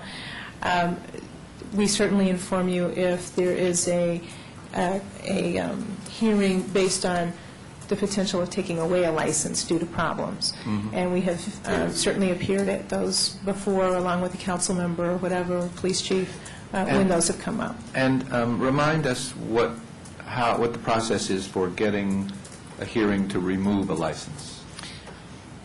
Is there a complaint, and based on that complaint? It's based on a complaint or their investigations, yes. Okay. There's quite a lot of checking that the Department of License Control must do, of liquor control must do to each business. And if they have, if the amount of food isn't being sold, the quantity of food isn't being sold that's supposed to be or something, then they will raise that as an issue. If there certainly are arrests or other kinds of things that come forward, they pursue those. But we can also say that we have concerns. Okay, so I'll try to be concise and wrap it up. I'm not comfortable with saying I could walk into the co-op and buy a Foster's Lager, a single Foster's Lager, and walk out, go home and drink it, and then turn around and say, but I don't want anyone to be able to walk into the Maple Market and buy a Foster's Lager and take it home and drink it. If there was enough call during the application for a liquor license at the Maple Market, and enough people showed up in Rockville or wherever and said they were uncomfortable with it, then that could certainly have sway. But I don't like the idea of eliminating the ability to buy a single can just because we don't want someplace like the Maple Avenue Market, not because we don't want them to be able to sell. So I'm kind of going on, but I'm for B and D. But if D turns out to be the inappropriate use and the county wants to have A instead, then I'm for B and A. I do want to comment that whether we call it veto authority or mutually agreeable authority, the council would need to have very specific criteria so that it's seen as objective and fair when evaluating an applicant.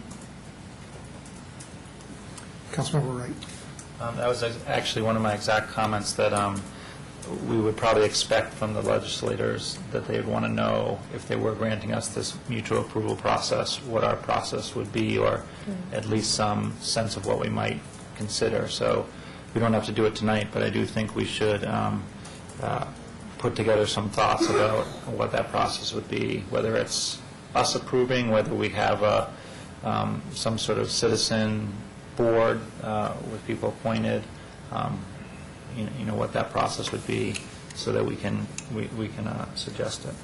I also just wanted to comment, to follow up on something that Bruce said, that this is an issue that many people who have not come to testify have raised with me, either through email or discussion.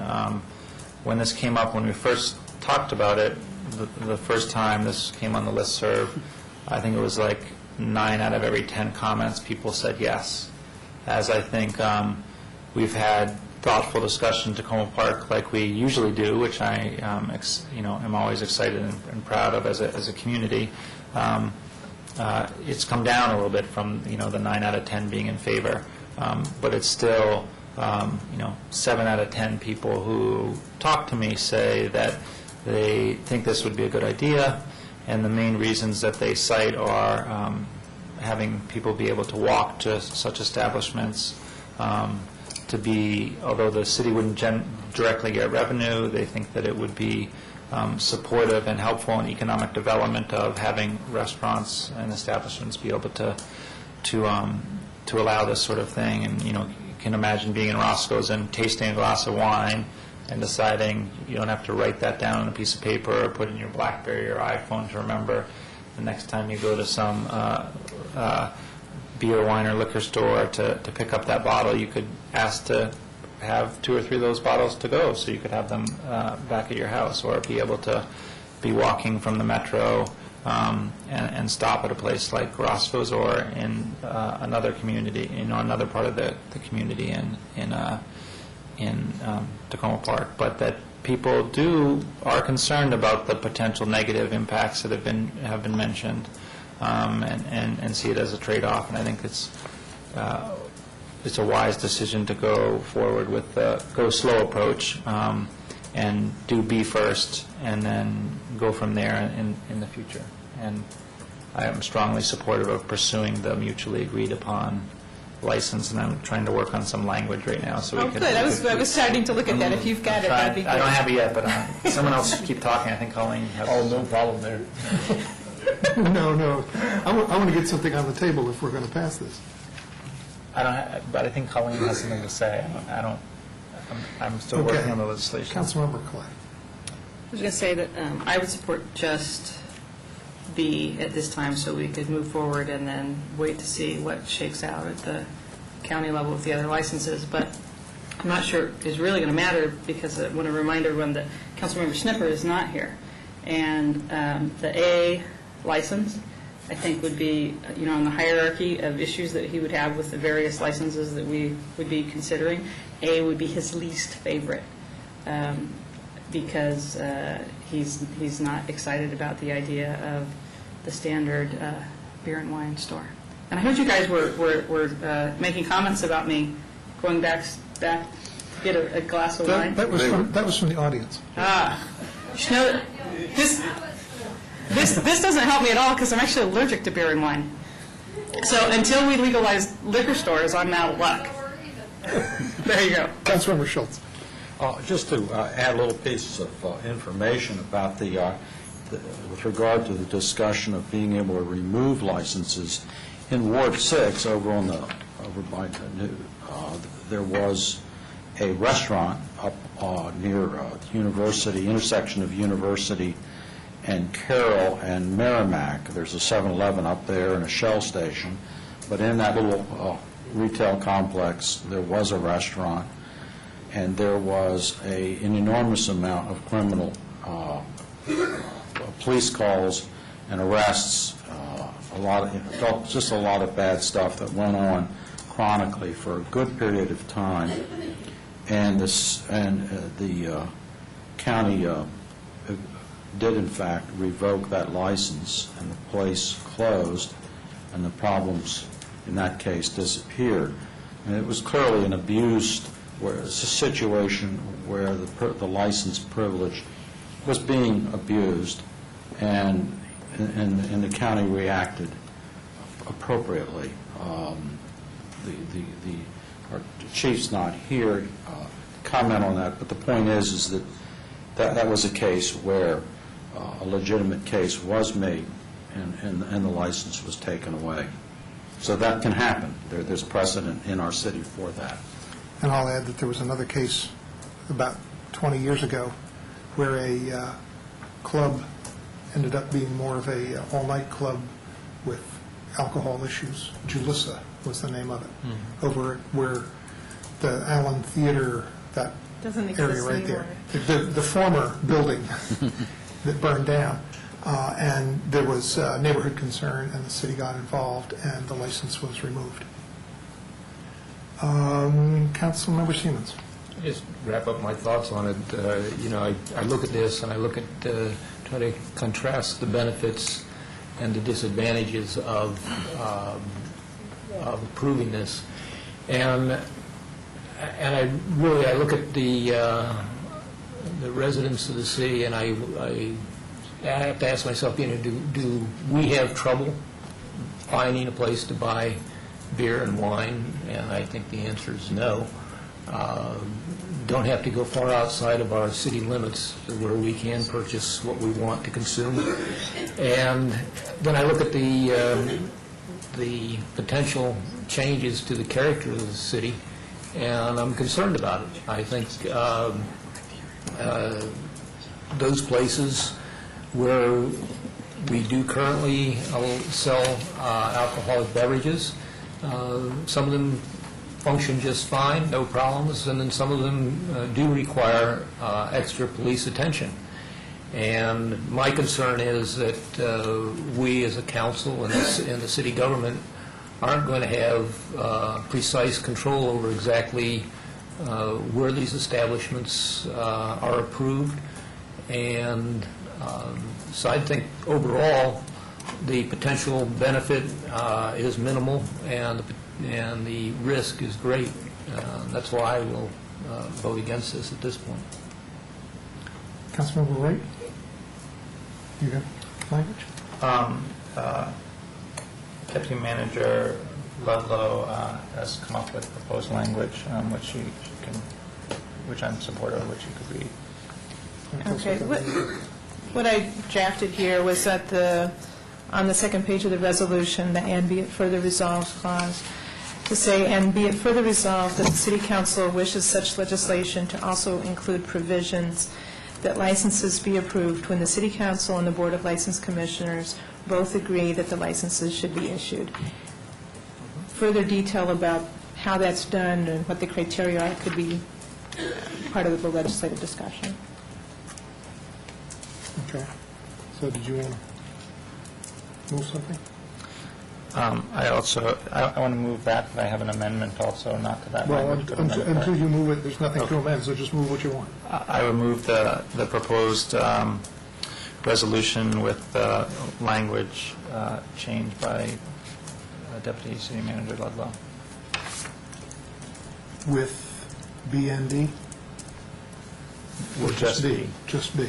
Okay, so the language in the written resolution, striking Class D and adding the language that Ms. Ludlow just proposed. Is there a second? I'll second it. Okay. Any further council discussion? Can I make a further amendment?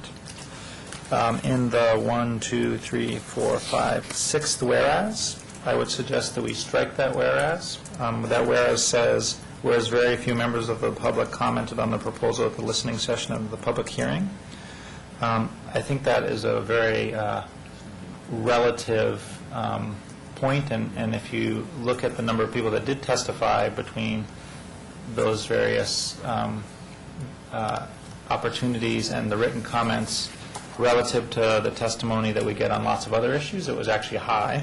So I would suggest just striking that and saying more based on the testimony at public, in the next whereas, saying based on the testimony at public hearings and comments from residents to their city representatives, and the lack of strong opposition to the proposal, the City Council wishes to request the General Assembly approve legislation approving Montgomery County Class B off sale. Okay. And that's fine with the seconder? I'll second that. Okay. So that's what we have on the table. Other comments? Is there discussion of this now? Yes. Yeah, I would just like to clarify for anybody at home that's listening to this that had opinions that, you know, this is just asking our state delegates to give us the authority, and so there's certainly many more opportunities for public comments to their state representatives on whether they support or not this legislation. Any further council comment? Is there any public comment on this resolution? Mr. Lovelace in the back as soon as he gets the microphone.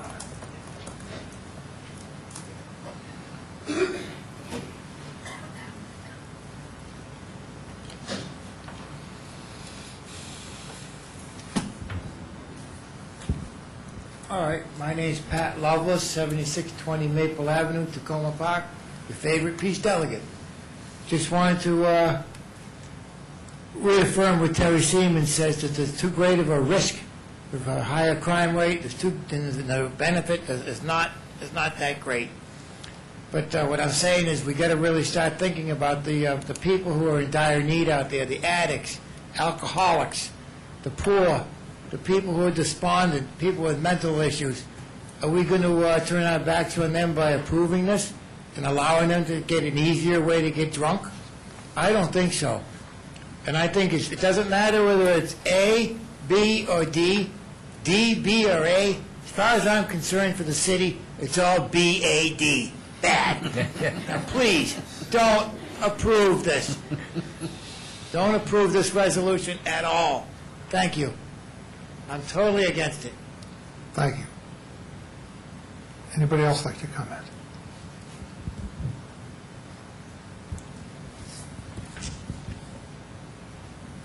Okay. Seeing no further public comment, all those in favor of the resolution, please say aye. Aye. Aye. Any opposed? Nay. I believe that carries The amendment? 5-1. Was that to approve the amendment? As it was amended, As amended? yes. Because that all went in at the beginning. Okay. All right. We will now move on to the next item on our agenda, which is first reading ordinance authorizing installation of speed hump on the 100 block of Sherman Avenue. Would somebody like to introduce that? I'll move it. Second. Moved by Councilmember Robinson, second by Councilmember Ray. Is there any council comment on this first reading ordinance? Any public comment on the first reading ordinance?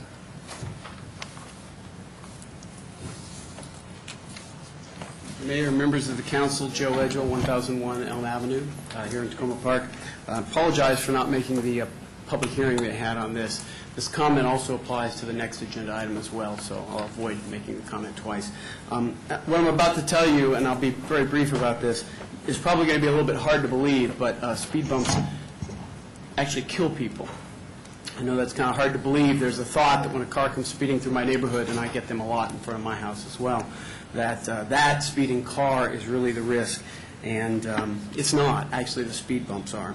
There's a nice report which I'd like to bring to your attention. I would suggest that all the council members read this, and I'll just highlight a couple of things and I'll sit down. It's by Leslie Bunty. It's a report done for his Master of Public Affairs, and it was done in May of 2000. It does a complete survey of a lot of studies that were done on traffic control devices and the impact of those on emergency response times specifically, as well as on cost to cities and things like that. It's a very comprehensive look, and before you vote on this ordinance or any other ordinance, I would encourage you to read this because it looks objectively at it. A couple of the points which I think are really, really important. For example, in the city of Austin, they expect that speed control devices kill an additional 37 lives per year. Compare that to the number of people saved by pedestrian fatalities, and they expect that 1 pedestrian fatality would be saved. So you're killing 37 people, and you're saving 1. Now, obviously, our city's a lot smaller than Austin, so the numbers would probably be smaller. Why is that? Because they slow down emergency response vehicles.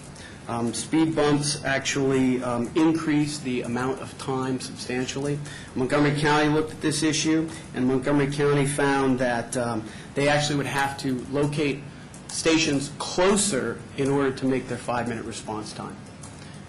By having the speed bumps and other traffic control devices, it basically pushed the time beyond the 5-minute response time they were looking at, and as a result, for cardiac patients, for people who were dying, it was a big issue.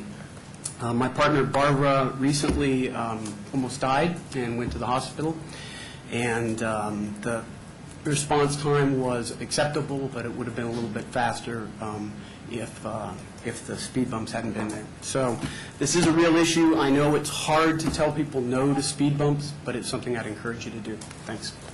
Thank you. Any other public comment on this first reading ordinance? Okay. All those in favor of this first reading ordinance, please say aye. Aye. Any opposed? Opposed.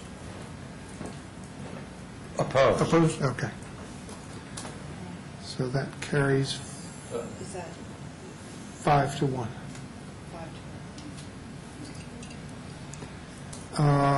The next agenda item is first reading ordinance authorizing installation of speed hump on the 200 block of Grant Avenue. Moved. Second. Moved by Councilmember Wright, second by Councilmember Robinson. Any council comments on this one? Any public comments on this one? I know yours was the same. Anybody else? All those in favor of this ordinance, please say aye. Aye. All those opposed? This one carries 6 to 0. Next item is the second reading ordinance authorizing FY11 budget amendment number 1. I believe this one has not been changed since first reading. This is the same as first reading. Anybody want to introduce it? Moved. Second. Moved by Councilmember Wright, second by Councilmember Robinson.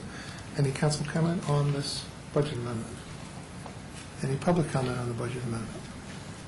Since this is a second reading ordinance, it requires a roll call vote. Will the clerk please call the roll? Mayor Williams. Aye. Councilmember Wright. Aye. Councilmember Clay. Aye. Councilmember Robinson. Aye. Councilmember Siemens. Aye. Councilmember Snipper. Councilmember Schultz. Aye. Okay, that passes. Would somebody like to move for us to vote to go into Stormwater Management To Board? go into session as the Stormwater Management Board. Second it. I think it was moved by Councilmember Clay and seconded by somebody over here. Councilmember Robinson. Okay. All those in favor, please say aye. Aye. Any opposed? Okay, we're now in session as the Stormwater Management Board. We have a first reading ordinance authorizing FY11 Stormwater Budget Amendment Number 1. Move the ordinance. Second. Second by Councilmember Clay, second by Councilmember Wright. Does the city manager want to just say a brief sentence or two about why we have this one? Sure. As the council is aware, we included funds in this year's budget for the purchase of a replacement street sweeper. Some of you may recall that was actually scheduled to be on the agenda this evening for action by the council. When the item came over from the Public Works Department, I noted that it exceeded the funds that were in the budget, and that necessitated an amendment to the stormwater fund budget before that piece of equipment can be purchased. Okay. So any council comments on this one? Any public comments on this first reading ordinance?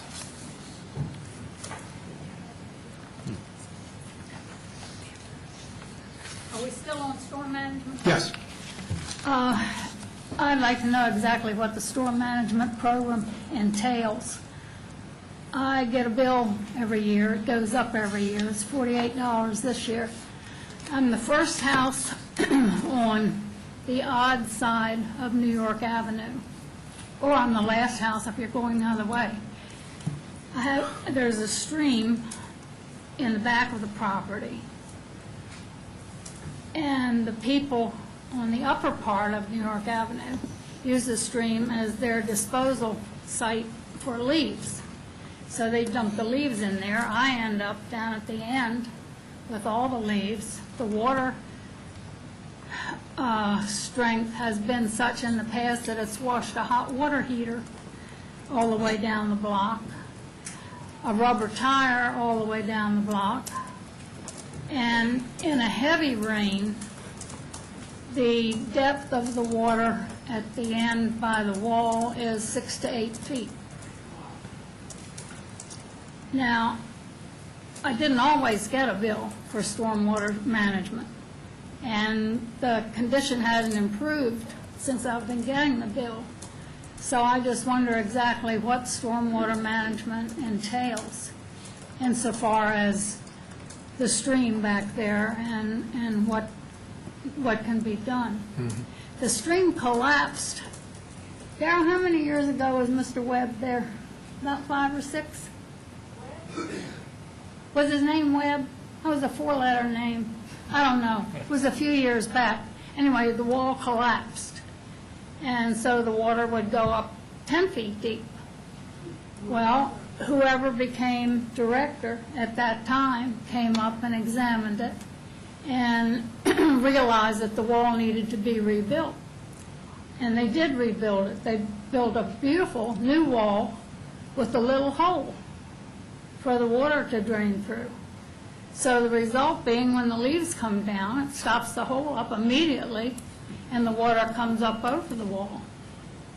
So that happens all the time, but I can't get anybody to come up there when the water's 10 feet deep to see it. And pictures that I take out the back window don't ever show it to an advantage. So if somebody could fill me in on just what I'm paying for every year, I'd appreciate it. Sure. I can give you a very brief description of what we did. In the mid-'90s, up through the mid-'90s, the stormwater management budget was part of the basic property tax, and what we did at that point was separate it out and make it a separate fee, the idea being that there were a number of entities who are large contributors to the needs on stormwater who, because of their tax-exempt status, were not paying for any of the stormwater. So by making it a fee, we were more equitable in the people who put the load on the stormwater, help pay for it in proportionate amount. So single-family homeowners get the base rate, which has been, it started out at 24, it's gone to 48. Started out as 27, and then Yeah. it went to 36, and now it's 48. Right, and I think it's been at 48 for a Several couple of years. And then anybody who isn't single-family pays multiples of that based on the impervious square footage. One of the major expenses in the stormwater budget is all or a large portion of the city engineer's time, and the street sweeper and some other things. We also inspect a portion of the system each year. We using video camera technology, go into the lines to see if there's any obstructions or any kind of cracking that requires repair.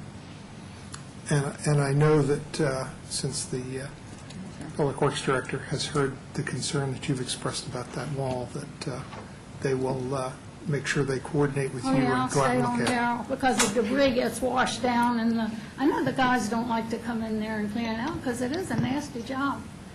And, but it needs to be done. And it's good to know that it does need to be done. Councilmember Wright, did you have a comment? I was just going to comment on the street sweeper. Okay. Just to say, I'm sorry you all had to listen to nothing but complaints tonight. Next time I come back, I'm going to bring you some happy news. I'll tell you, we got slot machines in Maryland, that's what Bring us some cookies. thank you. We look forward to your return visit. Councilmember Wright. That there's a significant fund balance to pay for the increase, and that the street sweeper is, the one that we have now is in serious disrepair. And It definitely needs to be replaced. Hasn't consistently operated, and it's very important to consistently sweep the streets. It has an impact on our surrounding immediate watershed, as well as those watersheds going into larger watershed areas like the Anacostia and then eventually the Chesapeake. So this is money well spent to me. Okay. Any further public comment on this first reading ordinance? Okay. All those in favor of the ordinance, please say aye. Aye. Any opposed? The ayes have it. The final item on our regular meeting agenda, nope, sorry, it's not the final item. Resolution providing for appointments to the Tacoma Junction Task Force. Would somebody like to move that with additions? Yes. Oh, sorry. I believe we have a couple of additions to what you have before you with Based on the names. salmon sheet. Is the clerk, is it the salmon sheet or is it the salmon sheet plus? Yes, please, the salmon sheet is the most recent information that I have regarding the appointment. So if there are any changes to that or anything additional, you should add that in. Make those changes. Did you get any additions? Yeah, I do. I gave her the application for Katrina tonight. Okay, so we're adding, what's the name? It's Katrina Pro. I can't say her last name very well. Oprisco? Oprisco? Oprisco? Katrina Oprisco? Yes. And Councilmember Siemens, did you have? Yes, I would like to add two names, Andrew Kellerman and Jennifer Sassane. Okay, so we have 20 names on. I have one more that I'm waiting for the answer from. So if we have an additional name, we'll do that in the next week or so. But we have a resolution with now 20 names on it. Would somebody like to move that? Move it. Second. Moved by Councilmember Clay, seconded by Councilmember Robinson. Any further council comment on this? Any public comment on naming people to the Tacoma Junction Task Force? Okay, all those in favor, please say aye. Aye. Any opposed? Ayes have it. And then the consent agenda, which is resolution providing for reappointment of the Small Community Grant Committee, resolution providing for reappointments to the Ethics Committee and Tree Commission. Somebody like to move that? Second. Moved by Councilmember Siemens, second by Councilmember Wright. All those in favor, please say aye. Aye. Any opposed? Okay, the ayes have it. We will take a short break, and we will come back for our final item, which is a work session discussion proposals for revision. So it would be a 3. And I just write that off to the side. This is not growing very fast, so it's 2 to 6 inch twig elongation, which is the next column down. And looking at it, say that'd be a 2. 1 major, several minor limbs dead. 2 or more major limbs dead. That's 2 or more major limbs, so that's only 1 point. Moderate affliction or infestation, this is actually a severe, so that's a 1. Full and balanced, full but unbalanced, unbalanced, and lacking a full crown. So it again describes this tree. So that's another 1 point. and I'd say this probably has less than 5 years to live.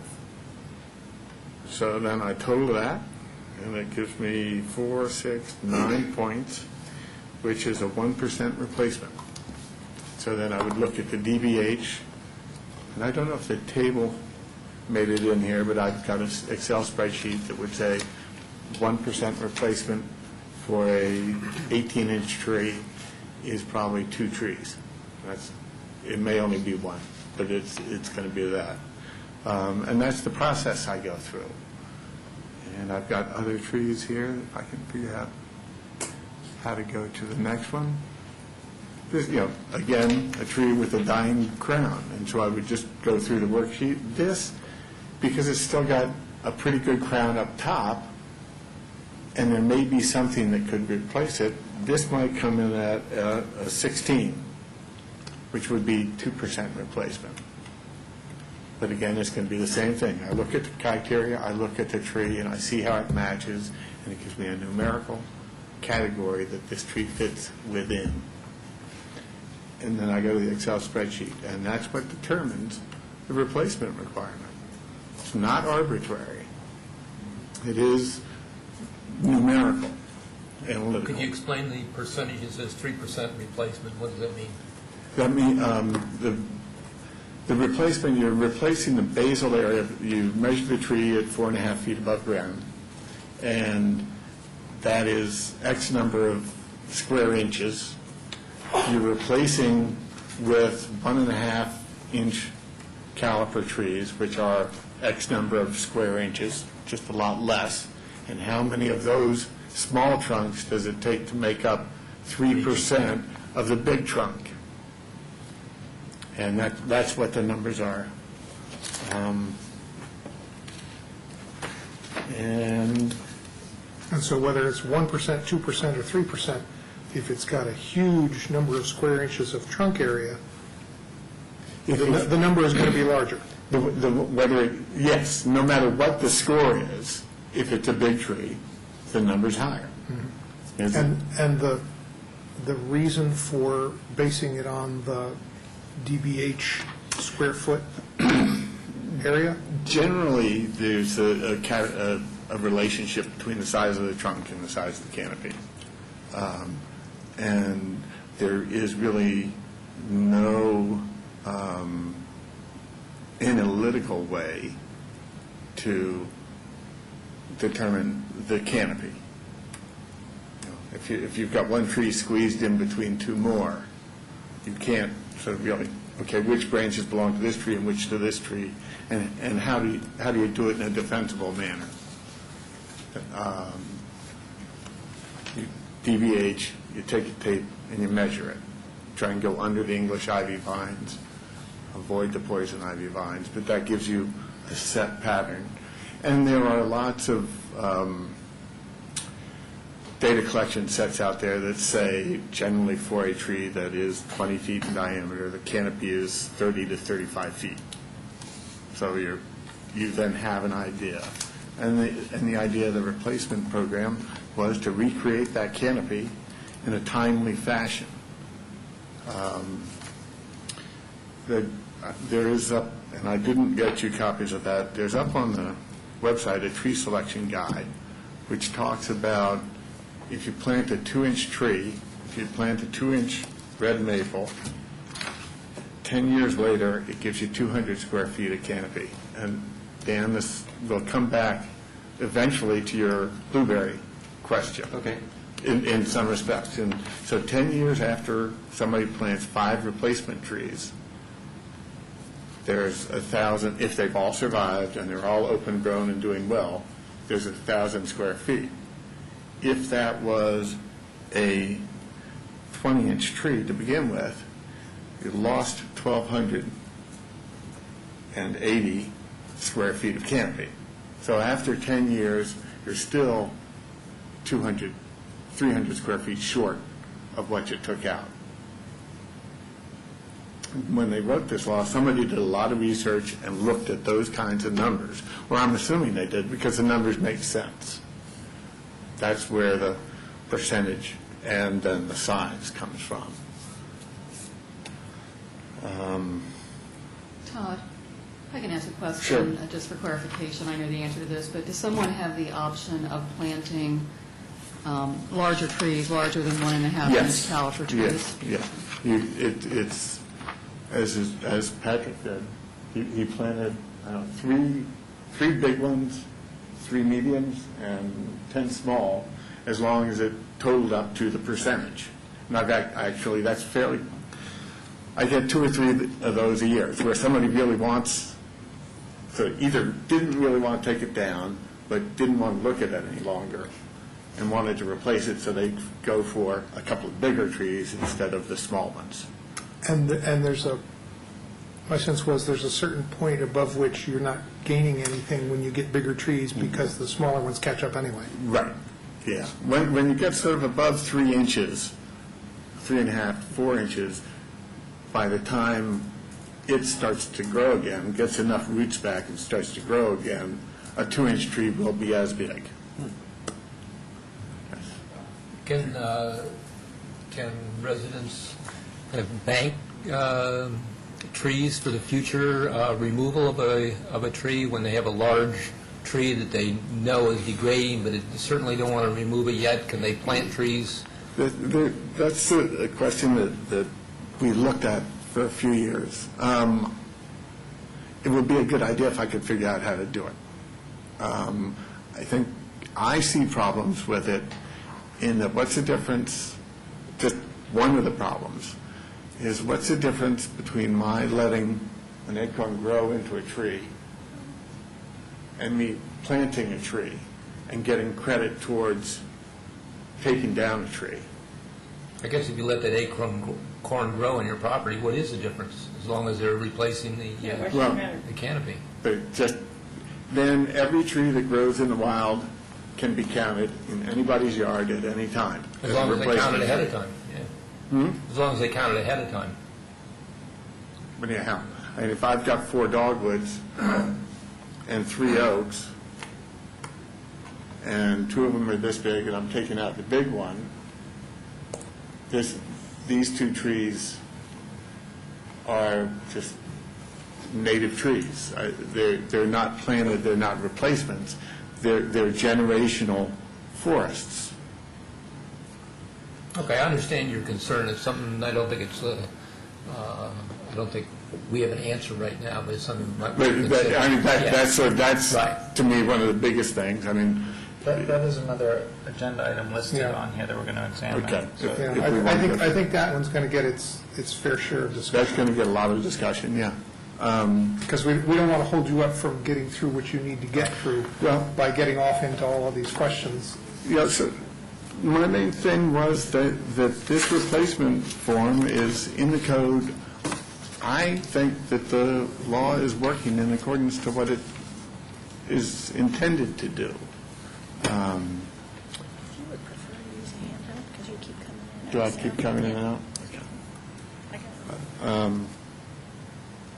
Is this on now? Yeah.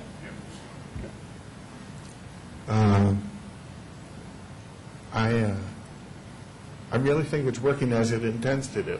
I don't. I really like this because it means I'm not arbitrary. It's an analysis with numbers. Whereas if something is appealed, how do you appeal it? What criteria do you use to determine that this tree wasn't worth? Somebody else goes out and does the worksheet, and then we sit down and negotiate. I don't want to negotiate. I don't think that is fair, or the perception of fairness absolutely disappears if I say, well, yeah, you're right, that's only worth 4 trees, without having data. So I don't know where you go with the appeal question. I guess so. Can I just ask some questions specific to the formula stuff? Sure. So one question that comes to mind is, because we're making an assessment between the diameter of the tree and that there's some relation to the canopy, which I understand. And so just one thing I want to clarify in my own mind, is there, do some tree breeds have a different ratio to the size of the diameter versus the canopy, where we would end up being a little bit arbitrary around, what type of tree it is that someone's asking to put down, and would that suggest maybe there should be an additional criteria that you would say X trees fall into, breeds, or is that not? There are fastigate trees, narrow trees. There's wide trees. White oaks grow big and wide. Red oaks grow a bit more upward. But the canopy value, the leaves, there's a root to shoot ratio, and generally a narrow tree is going to have just stacked leaves rather than wide leaves. And you're actually going to have much more variation in size depending on the community that the tree grew in, whether it was one of many that started growing at the same time, how it was pruned, whether it was pruned well or poorly, whether it was limbed up, or whether it was allowed to develop a good structure. I don't know if you can really say that there's more correlation in any species to canopy. Great. Okay. I have other questions. The other one is, I have two more questions. So the other one has to do with the undesirable species, how we determine what would be considered undesirable or not, or Predates me. The majority of them are invasive exotics that are of negative natural resource value in this ecosystem, except for the box elder. And I think the reason the box elder is on there is because it attracts box elder bugs. And somebody had a couple of infestations in their house and was on the committee and hated box elder bugs and got the box elder put on that list. A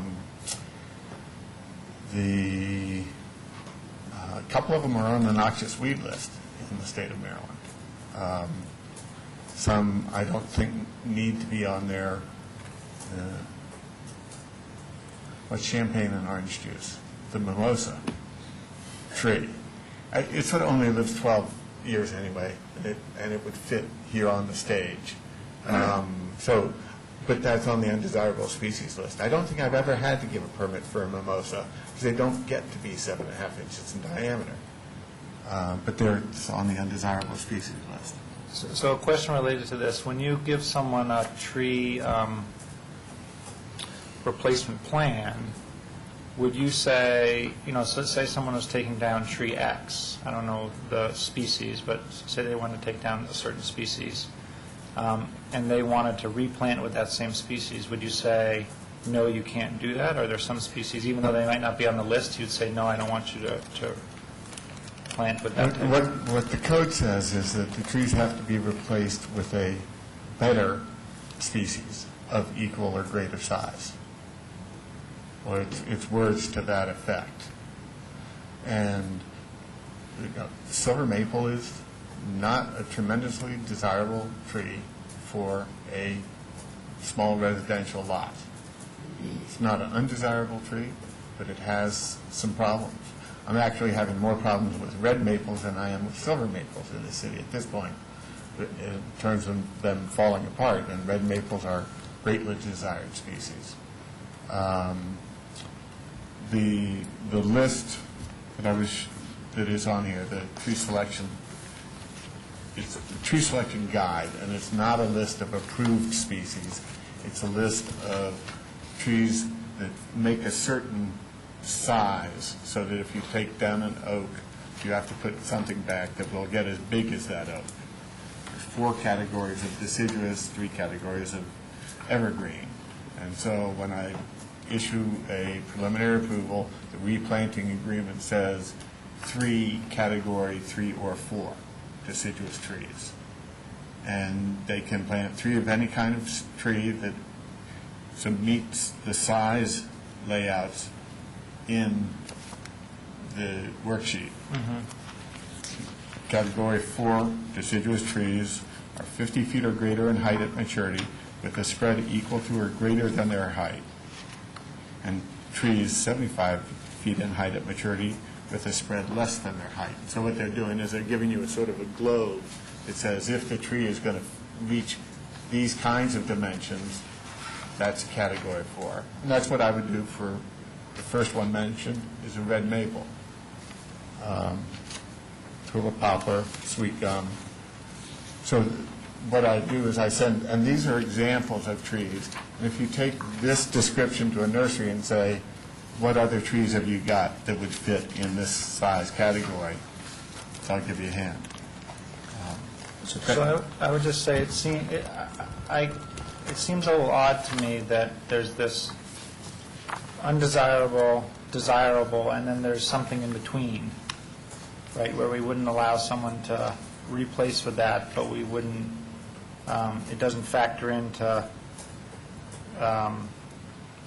how we score a tree that would be coming down. That just, to me, there's just some logical disconnect there, right? Right, because if you don't want them to plant it again, then... Or if they want to plant it, if somebody wants to plant it on their property, if somebody takes down silver maple and wants to put back silver maple, that's their call. And they may do that according to the code. It was 12-100 is, where does it say?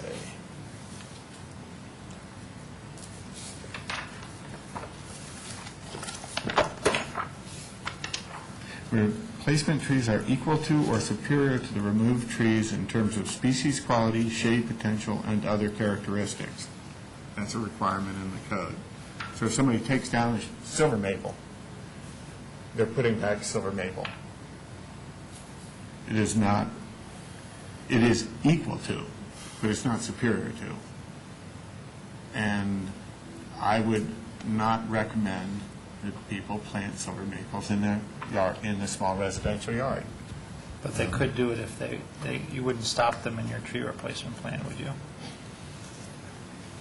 What, 23 of them spread around the city? That's not a good idea, in my opinion. We've got enough of them around already. They'd be a good thing to phase out. So that was yes, you would stop them? No, he wouldn't stop them from replanting it on their own property. On their own property. What he's saying is that the purpose of the tree replacement also helps to spread biodiversity of the trees and the health of the trees throughout the city, and therefore it wouldn't allow the 23 trees to be planted around the city. But if the individual property owner wanted to replace the silver maple that they were taking down with a silver maple on their own property, they could. That's their call. They could plant 23 of them if they wanted on their own. If they were going to plant 23 silver maples on their own property? They'd need a big property. Wow, sure. Yes, they would need a big property. They'd need a farm. Do you have any requirements that would make them, that they couldn't just plant it in a 5-by-5 area, just plant the 23 trees they have to have? They have to be alive in a year, I don't know don't they? anything that's in here. I don't know if there's anything legislatively that allows me to require them to not plant on 5-by-5. I think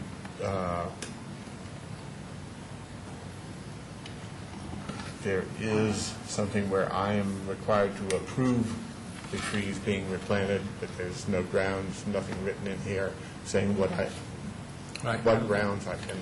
Not that anybody would do that. So I just point out that this seems to be an area that seems a little strange to me. There are lots of trees that are undesirable in certain locations. I wouldn't let anybody plant 23 weeping willows, or even, I wouldn't recommend that anybody plant a weeping willow in the city of Tacoma Park, or a Chinese elm. They're subject, they are known as weak-wooded trees. They are often subject to breakage, just like Everybody knows what a Bradford pear is. They fall apart. I wouldn't suggest that anybody plant a Bradford pear ever again.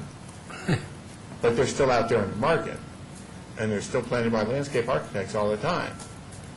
But they're not a tree that you want in your yard, if you want a good tree. Right, I'm just saying that I don't want to go into this too much longer, but I'm just saying that if there's some, in our ecosystem, which is one where there's lots of houses just about everywhere, right? There's maybe a few locations where you would plant a tree that's not in close proximity to a house. So given that it seems like maybe there needs to be some refinement between this undesirable and all other trees if we have concerns about the fact that these trees maybe aren't the best for our urban forest ecosystem. Oh, I'm sure I could find articles to print that would talk about failure rates and those kind of things. It seems like we should... Every tree guy has their own biases as well. Yeah. But I thought there isn't. I thought it's not arbitrary. There aren't biases here. Isn't that what we're trying to set up a system there? No, in tree species. There is no tree species that is perfect every time. Right. And there are people that have seen disasters with white oaks that won't plant them anymore. The forester in Rockville is no longer planting red oaks because they're becoming subject to bacterial leaf scorch. And his determination is that you're wasting your money, just like the state is saying don't bother to plant any more ashes because the ash borer is here. So those are decisions that are made on understanding of the literature or personal experience. And I could maybe find some category of trees that are more desirable, less desirable. I think it's more my job to advise somebody that I don't think that's a wise plant selection in the situation that you're creating. I'm offering tulip poplars on my bulk buy sale this year. They make me nervous near houses. Lots of people like them near houses. Yeah. So can I just move to my last question, then, sure. Which is, could someone, another trained arborist, look at the rating scale and look at a tree and come up with a different rating number, or would it, not could they, of course they could, but is it sort of like in the field pretty clear about how you would decide these things, or is it kind of, one person might say, oh, I think it has a 30-year life, and someone else might say it's a 5-year life, or not a lay person, but a trained professional. On that, if we were both looking at the tree together and talking about it, I don't think myself and another trained arborist would end up more than 3 or 4 points apart, which in this 6 to 15, 15 to 16 to 24, that's not going to make much difference. I think probably 80% of the trees are the 2% replacements, just because that's the way this scoring system works. The trees I was showing you, this would probably be a 2 replacement tree. There's a little close-up, and you can see that's still pretty healthy there on the inside. And that's just a close-up. Is it healthy, or looks like it's struggling? It's struggling, yes, but that doesn't mean that it can't be made healthy, can't be helped, or that it's really a good subject for removal.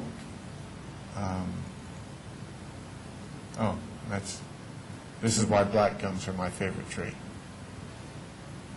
That's lovely. I have some other examples in here. They don't see that again. That's a 2% tree. So I look at that, and then I could go work the worksheet, and I could tell you why I come to that amount. But I've done it enough, 330 times a year for 4 years now, that I can tell you where the worksheet's going to be. That answers my question.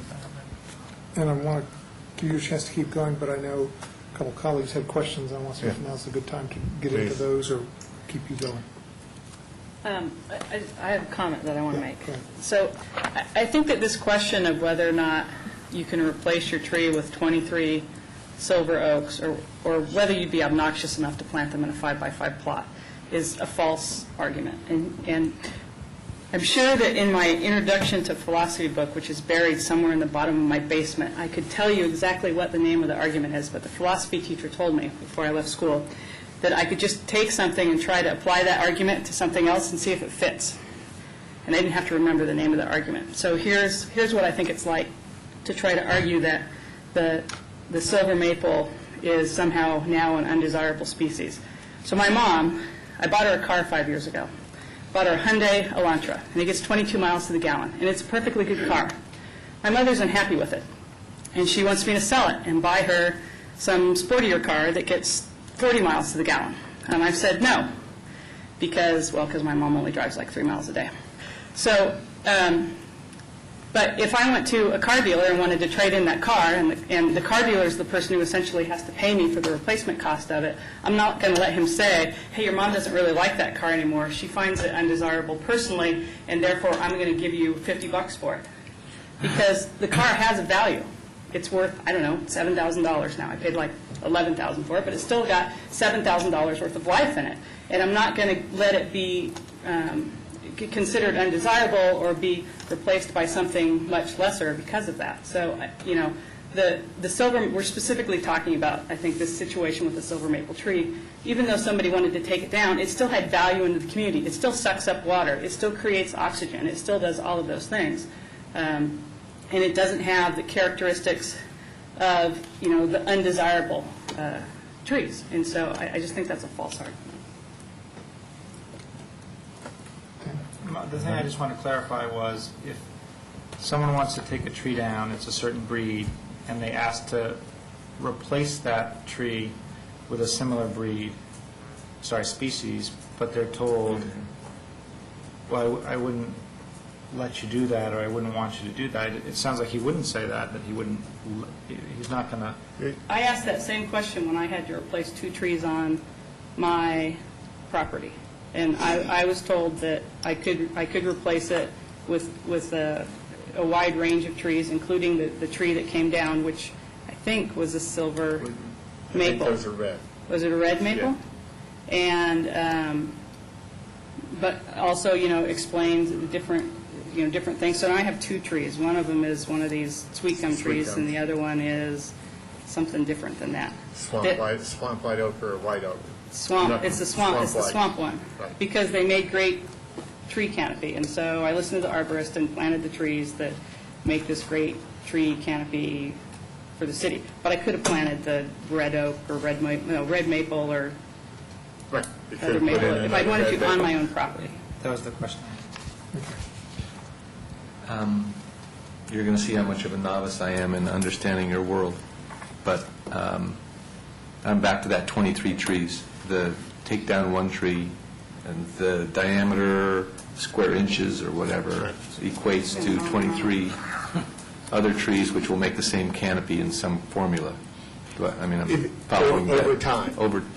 And that's the part where, that's the over time part. It equates, let's say it equates to 23 trees. And when you say over time, you mean given a certain amount of time, you'll have the same amount of canopy. But really, if it's 1 tree replaced by 23 other trees, given a certain amount of time, you'll have far more than the original canopy. You'll have a certain amount of mortality. Mm-hmm. Yeah, I didn't come up with the formulas, but my understanding of why they came up with the formula, the average urban forest tree lasts 7 to 8 years. So if you're replacing a 70-year-old tree, how many do you have to put out there to have one get to be 70 years old. Okay, and that kind of comes to another part of my poor understanding. If you plant 23 trees in a large, not in a 5-by-5 plot, but in a large area, you'll end up having a lot more canopy. Ostensibly 22 of them don't die. Let's say that 10 of them survive. You would end up with a lot more canopy than the one tree that came down. So, and I'm just taking that, I'm thinking that that must be the case. But let me just finish my comment here. If that is the case, and then looking, now I'm kind of really going to make a leap, the criteria for tree permit decisions, which has a whole lot of factors that are taken into account, the extent to which, the number and type of hardship, desirability, extent to which, impact of, general health, desirability, a lot of calls on your expertise or on somebody's expertise about how it's going to go. My concern is that sticking to the formula without taking other things into consideration, like how big an area these other trees are going to be planted in and how that will play out over time, makes, although I know that you want to rely on the formula, I'm a little concerned that you're not making more judgment calls in this regard. And I know you want to protect yourself from being criticized about, well, you made this judgment call here, and why didn't you make that judgment call there? And I hope I'm still in the realm of the discussion that I'd like to have, and I'm not trying to push things too far out. But do you see where I'm coming from? Yeah, I see where you're coming from. Okay. But there's also the alternative in the code to pay $175 per tree. Per tree. And what that does is that person that takes down the tree plants 3 back in their yard, and I go plant 20 around the city. Okay. So we don't end up with an overcrowded. Right. Okay. So 23 trees is a lot of trees, but $175 is what, $3,000, $4,000 or something like that. Right. Okay. So that's that's onerous, but remember the takedowns where replacements are required are optional removals. You mean that somebody just wants to do it for solar panels or whatever? Or whatever. Somebody wants to take that tree down. Right. So there's a cost associated in that, and that cost is based on the 23 or whatever the number is, based on the square inches. It's based on the evaluation of the 1, 2, 3% and so forth. Okay. I'm just trying to get kind of clear on that. But and so the clarification then helps me, but I'm still a little, I can feel the frustration of folks where that comes in, and the reason I feel it is that if they planted 23 trees, it would, I know that there's a mush here, technical term, about how many would survive, but 23 is many more trees than one tree, so I can feel the pain of the person who feels pushed into a corner and says, well, it's 23, $4,000, take it or leave it. Whoa. What I'd do is go back to I just did some scratching here. Okay. That a 20-inch diameter tree with a 30-foot canopy has 1,280 square foot of canopy. Okay. If 20 inches requires, say, on a class 2, I might even have that table with me, requires 8 replacements. No, I don't have it. It requires 8 replacements. You plant 8 replacements. 10 years later, you have 8 times 250 square feet. 10 years later, if every tree survives. If every tree and survives. grows to the optimum size. Okay, all right. I feel, I understand where you're coming from, and I really kind of needed to say those things and then get you to clarify or to tell me, yes, I'm understanding this correctly. You're understanding it correctly. Okay, and I don't really need too much. I want to let you go on because we have to deal with these kinds of issues throughout the ordinance, and I don't want to burden our conversation now. But thank you for clarifying that part. And before you get revved up again. I just wanted to give Councilmember Schultz a chance. Thank you. Thank you. I guess, first of all, I come to this discussion having heard a lot of complaints from my constituents. In fact, some of those that, like, similar to one or two that we heard tonight in testimony during the public comment period, about arbitrariness and all this. And I have said over and over to each of these individuals that this is that you're not being arbitrary, and explaining that everything that you're doing is in part of the code.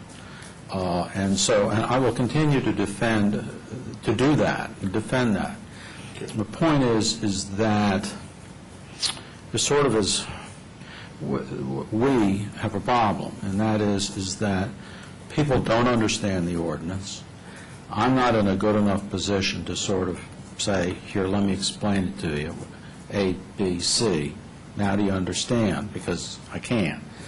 It always makes me concerned when there's a law that we have out here that is hard to explain to people, because then I think maybe it's not a good law, that maybe there's a different way of getting to our mission accomplished in a simpler way.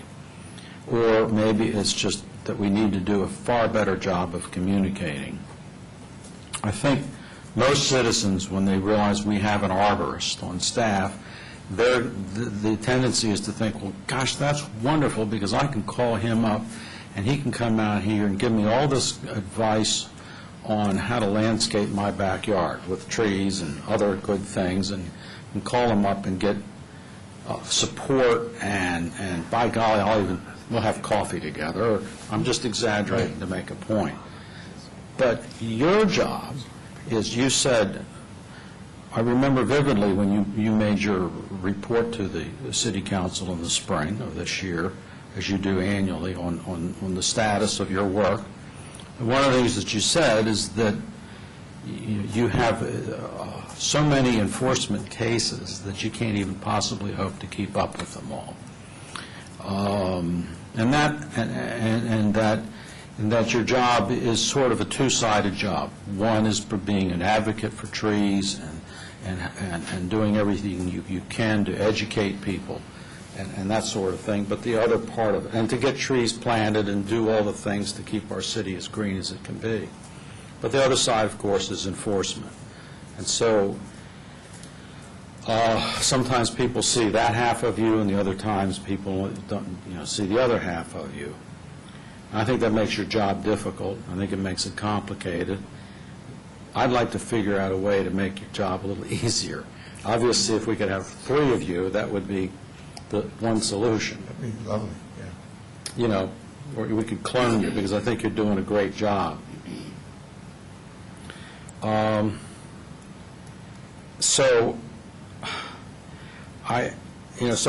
guess that's what I want to try to get to, is a way that we can keep things as simple as possible, to figure out a better way to get information out so that people understand that you're not being arbitrary, that this is a law that's been around, an ordinance that's been around for a really long time, and we need to respect that.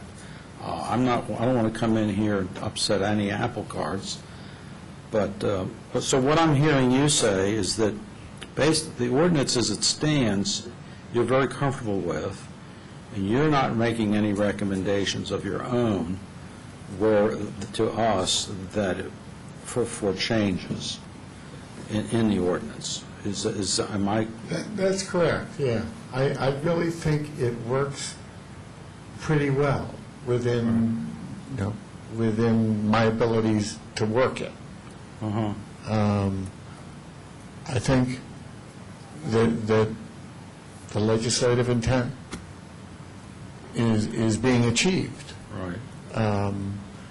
It makes people make choices,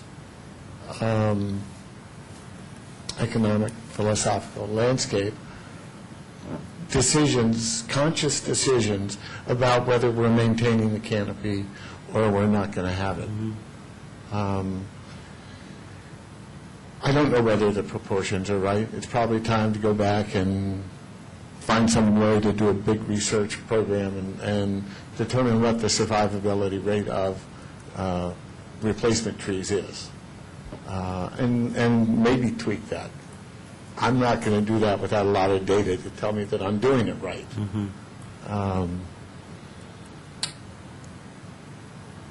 There are parts of the ordinance that are just hard for me to get to. The invasives management program. It's hard for me to do that because it takes time. And then there's disasters waiting to happen that I get called out on as well. And I understand from having casual conversations with you that a typical day for you is that you're jumping in and out of your city car and running all over the city to different quadrants of the city to look at situations that need to be addressed quickly, and that's a challenging part of your job. My job is to go inspect the sites, make the decisions, then go over and check the sidewalks. I'm around a lot. Yeah, I gathered. So that's why another reason I think it's a challenging job you've got. I guess the issue that I have the greatest concern about is that the ordinance is strong in terms of trying to penalize people who arbitrarily and without any consideration of the law take down part of our urban forest, because they either are they just refuse to they're just not going to follow the law, and they just knowingly do this, or they feign ignorance of the ordinance and just say, gosh, oops, I'm sorry. And I think, those are the kind of people that ought to be tarred and feathered and put on a donkey and ridden out of the town backwards. So I'm happy for all the fines that we can do that.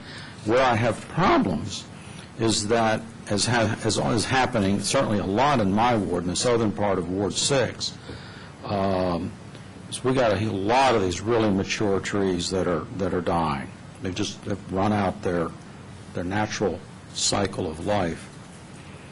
And one of my neighbors, who you helped just earlier this year, had a tree that he tells me that had been first diagnosed by a tree company as being in trouble in 2000, and again in 2003, and in in 2006 or 10, it became apparent that it was really dying. And in all these years, he's been fertilizing it and watering it and trying to keep this thing going.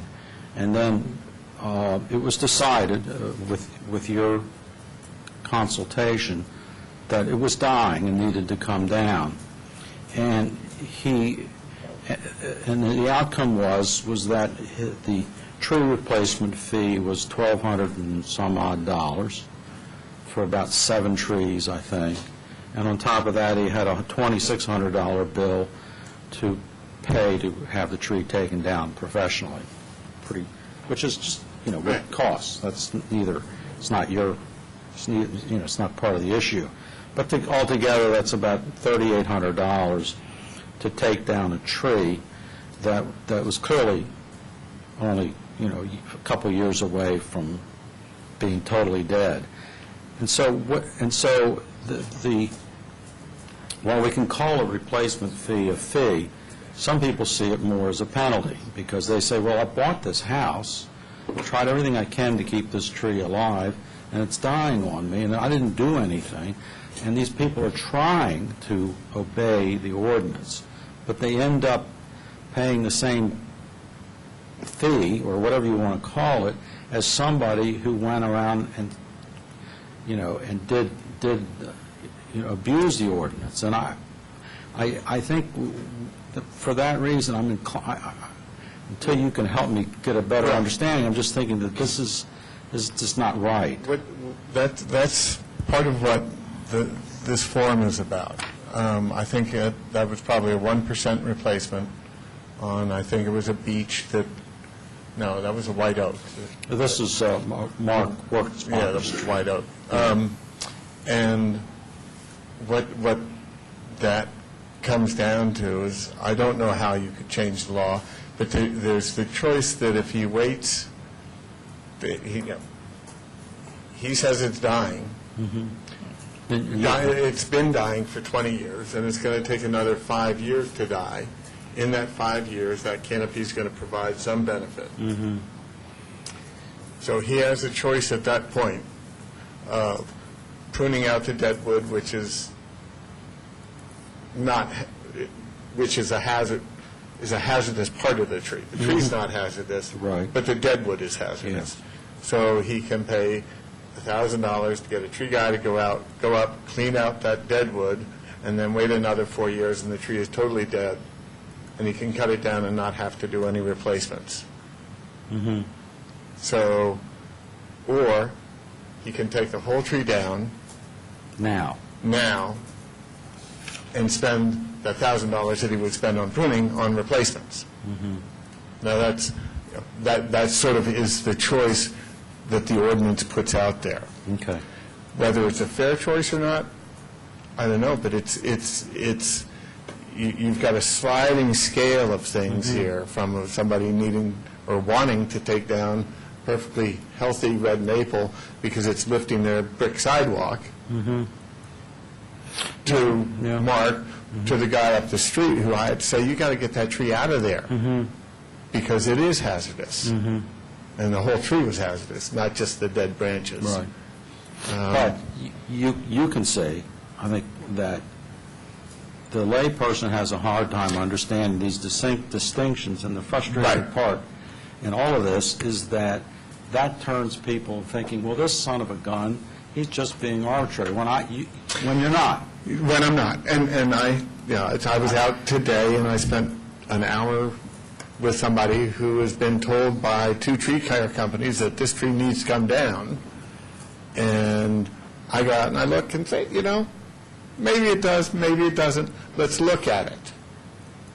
And I walk around and I show them the strong points instead of the weak points. And, I ended up being with this one guy for 45 minutes, and I'm going to go back and check it again. But this is a 32-inch red oak. And so I may end up making him pay a bunch of replacements and giving him the permit. And some of these tree services are naturally a little biased towards the idea that, man, that tree better come down tomorrow. Tomorrow, right. Yeah. And I'm sort of waiting for the new web to be up because I think I can do a bunch of stuff with it. Good. Let me ask a couple other questions. Let me All right. make sure these trees don't come down prematurely up here, and see if we can give you an opportunity to cover other things that you want to cover that we need to know, and you can do it without interruption. We're going to have plenty of opportunity to chew this over some more and get more clarifications and questions, but I want to make sure we've got the basis for understanding what we need to understand. I think I've sort of explained how I view the code and how I view it as working. And it appears complex. I'm not sure that it is. I need to maybe, before our next meeting, sit down and write it out. So I could, in 3 paragraphs, explain the code. Might not go into the nuances, which are what get people confused. But it's pretty simple. If you want to take a tree down that doesn't need to come down, it's going to cost you extra money. That's what it comes down to. Are there other areas that you can provide some a reasonable oversight of? I'm thinking of things like the what's it called? What's the process I just did? What's that one called? Tree impact assessment. Tree impact assessment. If you can just talk, an area or two like that, and just say, this is what it is, this is what it isn't, this is what it does. And the tree impact assessment is the getting a tree protection plan permit is actually can be seen as a two-step process, where depending on how big the project is, you either need a tree protection plan or you need just a narrative and diagram showing me how you're going to protect the trees. And I used to do the tree impact assessment verbally and through email, where somebody would send me a drawing and a diagram and saying, these are the things I'm going to do to protect that one tree that's in the yard from this little project. And I would send them out an email saying, okay, if you do that, you don't need a tree protection plan permit. But if they sent me something and wait, they're digging a basement with a backhoe in the backyard, no, that I need more information for. The tree impact assessment, as far as construction goes, is mainly to prevent a he said, she said in front of the judge, because he tells me he's going to dig it by hand. I go out and there's a backhoe. I said, well, but you told me it was okay. And so for that, we're doing the tree impact assessment. And it can then be, I'm turning one today, somebody did a tree impact assessment, and they need to do a tree protection plan because there's a tree only 4 feet away. And so they'll have to do the formal, longer process with the posting to allow the neighbors to comment on the construction. Whereas with the tree impact assessment, the neighbors are not connected. And if somebody is just going to put some tomato plants in the ground? If somebody's going to be putting tomato plants in the ground, I drive by and see them spading, I'll say, what you doing? I'm putting some tomato plants in the ground. I'm not going to be particularly upset. It's mainly for construction that we're looking at with the tree impact assessment and the tree protection plan permit. That is where I do use some discretion in enforcing the ordinance. And the ordinance that we have gives a clear idea to residents and to you what the expectations are? No. Huh? I mean, it's disturbing 3 inches above or 3 inches below, greater than 25 square feet. Is it excavation or disturbance? It's regrading is what the term was, except that we got that amended. And it's excavation or fill of greater than 3 inches in depth. So you end up 3 or more different than where you started? Right. Or you excavate 3 and then you put in brick. So you end up at the same grade, but you've disturbed the soil. But it's not digging and putting some plants in because you've got the dirt back where you were. Well, no, that there are, and I don't have, in the code, it says, or doing other things that may significantly harm a tree. Okay. So that is there is a catch-all. So that's an area where there's a potential for clarification. Be very hard to clarify, and it's going to also be open to interpretation. In that, I saw a landscape company up on Park voted to the entire front yard around a red maple. And broken roots sticking up all of. The landscape company thinks that's fine. I don't think it's a very good thing for the tree, but the plumber was there last year and tore half the roots off the tree anyway, so it doesn't matter. It's going to die. But that's personal knowledge.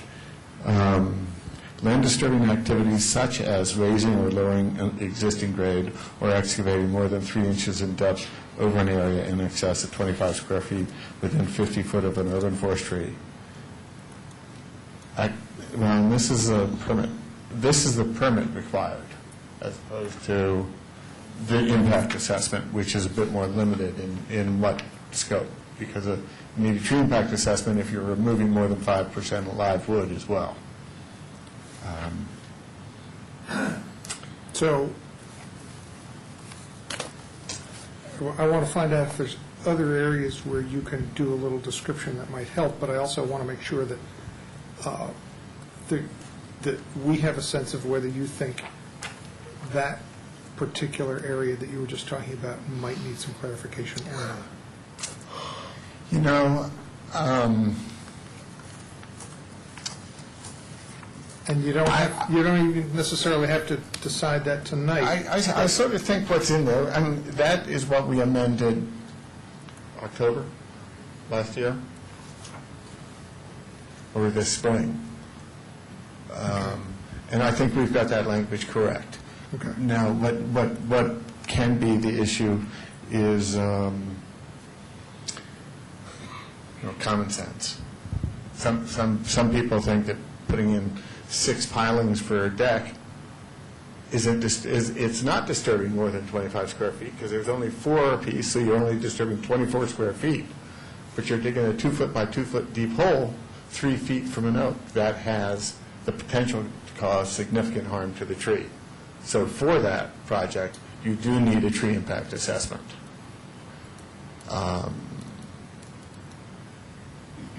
But if all you're doing is spading over your vegetable garden, no, my common sense says, no, you don't need a tree protection or tree impact assessment for that. I don't know how you could write that clearly. And what was essentially done is said, okay, if you're getting into a lot of these areas, it's essentially tell us what you're going to do and give us $50 and we'll give you the answer. Yeah. And whether that's what we want or not, that's what we've got. That's okay. Yeah. Okay. Yeah. And I don't know if that's necessary or not. Most of my tree impact assessments were done over the phone and email with maybe a drive-by. So not much time spent on those. But it also could turn into a tree protection plan permit, which could then I could spend a couple hours on. Both helping the contractor, homeowner develop the plan and or enforcing it. Okay. Are there other areas of what we need to consider that you need to walk us through? You know, we worked through the majority of your comments with Barbara, Darrell, and I. And I think most of the things in here are good. For example, I think planting trees for future removals, it is just really difficult to figure out how to do it, to me. So it predisposes somebody to remove a tree, for one thing. I don't know how to do that. If someone can come up with a method that isn't super labor intensive and open to disagreements, I have nothing against it, I'll put it that way. Planting of street trees, and the input on tree selection. I think this sort of works. It's going to take, the more involvement, the more time. Or the fewer complaints. Excuse me? But the fewer complaints, hopefully. No. From my experience, it sort of won't go that way. It'll be more work for me, even if the citizen groups say they're going to do it. I'm still going to have to go out and do the one-on-one stuff that I do. And there's always going to be somebody that's unhappy. Not that, give it a try, see how it works. disclosure, I think, is maybe a good idea. Excuse me? Is now a good time to ask about street trees? I say, is this a good time to talk about street trees? We're on E, we're on D, go for it. Okay. I'm not sure if I'm on D or E or F, but nonetheless, I guess I had a couple questions about the street trees. One is, we heard and I don't know if you were here at the time, we heard the complaint tonight about the sweet gums being selected. I know you're familiar with the discussion. And, I know that some of the reference material that the resident had provided the council in the past, specifically said that it was not recommended for under power lines or near sidewalks. I guess it was more near sidewalks than the power line issue. And I was just wondering why you recommend that we do plant them along the narrow strip between the sidewalk and the curb when some of the other experts at least appear to be saying that's a bad idea. There's not a Category 4 tree that won't lift the sidewalk. Some may do a little bit worse than others. The interesting thing is if you walk down Woodland to the intersection with Beach, somebody, I don't know how long ago, planted 4 or 5 maples in that same stretch of road, in that same street, and they all have brick sidewalks behind them, and they're only a foot in diameter. So it doesn't matter what large species you put in a 2 or 3 foot curb space, it's going to lift the sidewalk. Okay. And then I guess the question, and this council sits here and we talk about the problems with the trees on Upper Maple Avenue. Right. And the fact that, 10, 20 years after they were put in, now we're having to pay money to take them down because of the interference with the power lines. And I don't want to have to foist onto the council members, 10 or 20 years from now, the problem of having to replace the sidewalks. Are we maybe we shouldn't be planting large trees at all along the sidewalks? At that point, then we go back to the legislative findings for the ordinance and the city's desire to be sustainable and to be green. And there are alternatives to concrete sidewalks that we're putting in now as we go around and rebuild sidewalks. I don't know what the life term of your average sidewalk is, probably 25 to 30 years. And it has to be replaced anyway. So if you, at that point, you replace it with brick or with rubber or some other material, then you have a sidewalk that is easily repairable. And there's lots of research going on now on tree structure conflicts and how to solve them. On the other side of Woodland, I planted crab apples because they were under the wires. So we don't have to take them down. They won't grow into the wires. Right. So on this side, I could have planted crab apples, but then the canopy coverage wouldn't have even covered the parked cars on Woodland. So the choices are being made. One of the reasons for sweet gum is there's a rule of thumb in urban forestry learned from Dutch elm disease that you don't plant more than 30 of any one family, 20% of a species, and 10% of a variety. And there were no sweet gums in the city inventory. So to increase diversity, I put out a row. Okay. That's one of the reasons they were selected. I think a very comprehensive answer. I thank you for that. The other question, and I know that maybe we're not up to that letter yet, was about the tree canopy along the streets, because Petco is very aggressively trimming the trees along the power lines. Petco has the right to prune. Well, the federal government had the right to put a freeway through Tacoma Park. Well, we were able to change that years ago. I'm not sure. It's maybe even be the city residents desire to have those trees trimmed so that they don't lose power at any time. My question is, what's the impact going to be on the canopy? Because I know Pepco's coming in and trimming these. You mentioned they have to follow the some 300 guidelines, right? The guidelines. Well,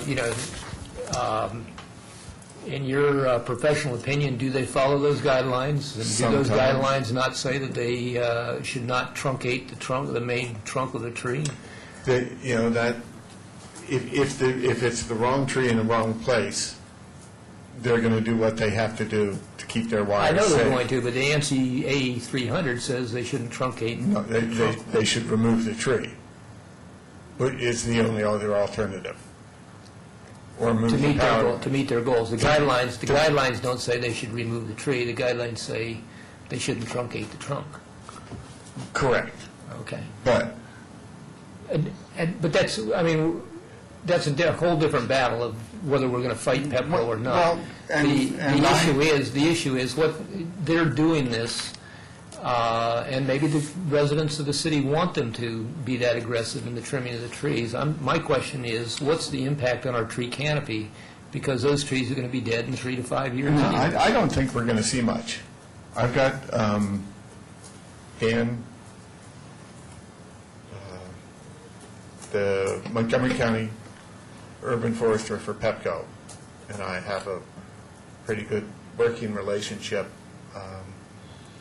During the snowstorm, he got crews out here for me in an hour and a half, 3 times. He called me the other day.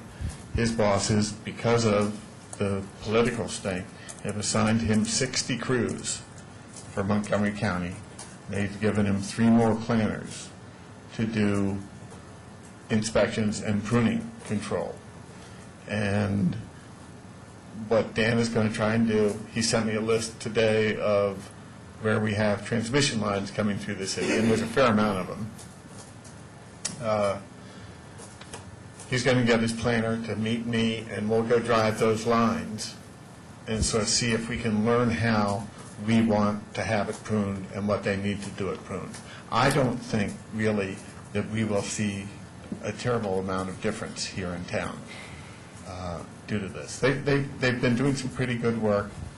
We will see, we have some pretty big feeder lines that come through here, going to Silver Spring, coming in and out of this. Yeah, it's an urban area. Out of this box across the street. And there's hot spots where branches have been starting fires on that line for about 3 years now, and they haven't pruned it. On some of the streets, we're going to see a big difference, but overall, I don't think we're going to have that much significance impact on our overall percentage of our canopy. The answer is they can prune trees along half the streets, one side of every street. There's electric. I'm not terribly worried about it, I guess is what I'm saying. They work with me, they call me, and we go out and we look and we sort of figure out what needs to be done, a lot like the tree impact assessments or tree protection plans. But I think we worked with them when they were trimming along Upper Maple Avenue, and now we have a problem. Well, no, those trees should never have been planted there. No. And they can't do anything different except move the power lines to the other side or bury them. Right. At $2 million a mile. And in my humble opinion, though, your job is to advocate for the trees, not for Pepco. Well, but if I don't advocate for Pepco, we'll lose it. My job, in my opinion, is to have a good relationship with Pepco that allows us to work together to negotiate a reasonable kind of tree care and not to put trees where they shouldn't go, and try and find solutions to where trees were put places that they shouldn't go. And I've worked with that as well. Thank you. And I want to get us out of here before too long. Yeah. And I want to make sure that, I know that we aren't going to be able to cover everything, and everybody isn't going to be able to ask all our questions tonight, and I want to make sure that you've got the opportunity to put on the table whatever you need to tonight to make sure that we've got the basic understanding. And I also just want to kind of thank the people who came and stayed for this conversation, who are tree commission or people who are very interested in this, and I want to give them just a quick shot to see if there's anything that they want to make sure that we cover and bring to our attention, because I want to respect the fact that they're here until after 11 o'clock. So just two last things. I think disclosures is a great idea. I have a letter that I wrote to realtors and then never found any way to get it out the first 2 months I started. City expending funds to plant trees on private property makes me really nervous. The tracking and, of what happens when that house is sold. Is that urban forestry? Is that in the disclosure form that this specific tree is an urban forestry, even though it's only 2 inches, and so you do need a permit to take it out?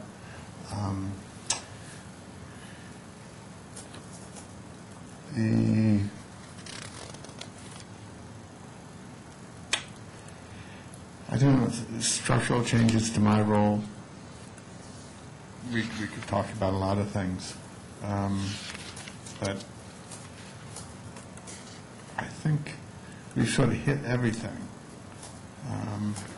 I'll try and do a 3-paragraph explanation of the code, and I don't, or I'll try and figure out how to write the code.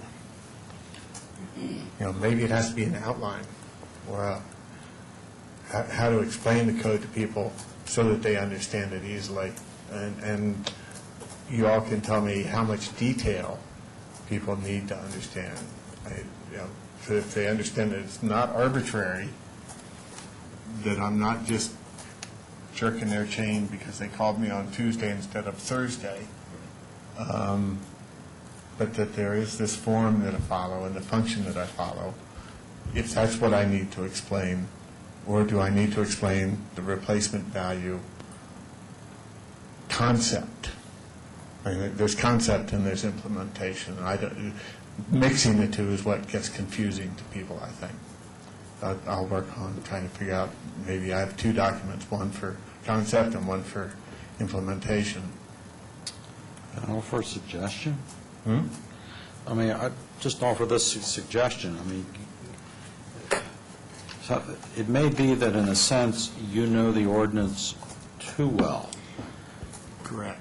You're because it's a disease that affects all professionals in their work, and they're so familiar with it that it's almost harder for somebody in your position to sort of say, well, put yourself in somebody else's shoes who is just a new homeowner.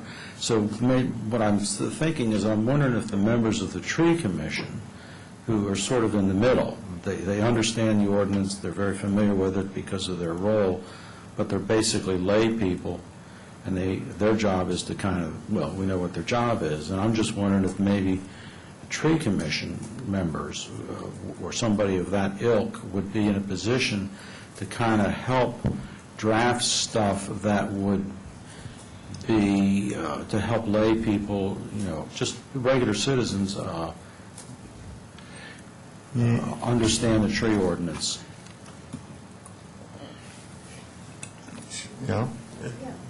Come on up. Yeah. Yeah, this is actually something that we have discussed in many meetings in the past, to do more public outreach, specifically to educate the public about the tree ordinance. And I have to confess that I have a lot of sympathy with the residents. I think Todd is very familiar with the ordinance and all its particularities. But I think it is rather complex. It could probably be simplified to some degree. I think there is danger in simplifying it too much, because if you simplify it, you're going to weaken it. But I think some of the verbiage could probably be simplified.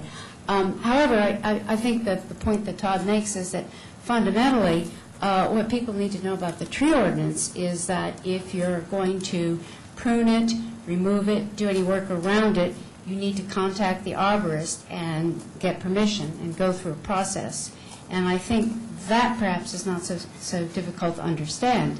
And I actually think that the Tree Commission has a role to play in educating the public. We have actually in the past done tree giveaways at the on Earth Day celebrations at the co-op, at the folk festival, at the city street festival, in which we've had a booze, and we have actually passed out just brief summaries of what the Tree Commission is and what the tree ordinance is. And I think that there are a lot of other things that we could do. We've talked about doing cable spots on the television, Tacoma Park TV, of sending out mailings to residents, just a card that would alert them to the existence of the ordinance.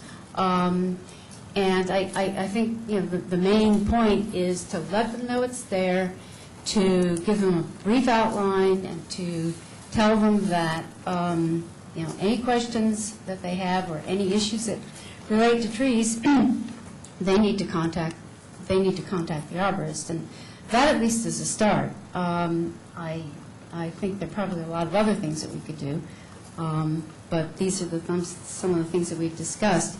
And I don't know if any of the other commissioners here have things to add that we've talked about. Have you talked about schools? How do you communicate with schools? Right. Yeah, that's another thing. Although that's another role that we can play is in educating the public on the value of trees and the desirability of keeping a tree canopy. And I think that's another important aspect of it. That's, I think, a little bit different from what we're talking about tonight. But certainly, the more people value trees, the more willing they are to put up with the hassle and expense of dealing with them. I think a lot of the people who live in Tacoma Park really, really value them, like the residents of North Tacoma, who are terribly concerned about the work that's being done on the sidewalks, because they're concerned about the impact on their trees, and they have a wonderful tree cover there. So I really admire and respect that. But and I have to confess, because I'm facing the possibility of taking down a very large tree myself, and it's going to be expensive to take it down, and replacement cost is definitely going to add up, $2,000 or $3,000, and that's a substantial amount of money for a lot of people. So that the tree replacement cost is an issue that we should probably continue to discuss. But again, I think we have to be cautious about weakening the tree ordinance and making it easier for people to take trees down. I also wanted to emphasize one point concerning solar panels. We, the Tree Commission, are not opposed to solar panels. However, we don't think it's a good idea to modify the tree ordinance to make an exception specifically for solar panels, because criteria 1 in the tree code specifically allows for taking into account the use of the property as a criterion for removing a tree. So we can, in theory, take into account installation of solar panels as one of the factors. So that's basically our position on solar panels. Anyway, okay, I think I've yacked on long enough. So thanks a lot, Todd. Thanks. So while she was speaking, it came to me that a three-paragraph explaining the code isn't going to, it's going to be almost impossible to explain the complexities enough so that your constituents don't get angry when they're faced with the replacement costs. So for that takes the philosophy side and the ecological side combined. We could try, and maybe one of the things, the first draft, and I'll give it to the tree commission, is the letter I started to write to the realtors, which explained, when I was brand new here, what I understood of the tree code. Well, by the way, I wasn't suggesting that we simplify the ordinance necessarily, although, I mean, I've made that comment earlier. I was just suggesting that we create a brochure that sort of, and it might be a brochure that sort of says, you know, so that people don't even have to go to the ordinance, but it helps them to understand it. Like you'd read something about, explains what the Constitution of the United States is without having to read the whole Constitution of the United States. There is on the webpage the frequently asked questions. Yeah. Yeah, no, I understand that. You've seen that? Sure. Okay. Yeah. That's all I want to make right now. I don't want to keep this, we can talk about this more. One thing for advanced announcement for the next time we get here, that we will have Tacoma Park's very own, at least if it's more than 3 weeks, urban forest canopy report, which, Dan, is the real snapshot that you're looking for, with these greens and browns representing where there's trees, where there's not trees, where there is a potential for trees and where there's not a potential for trees, down to the parcel level. Wow.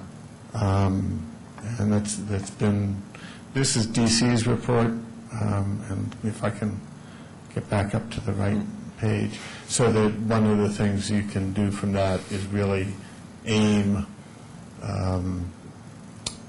your, there.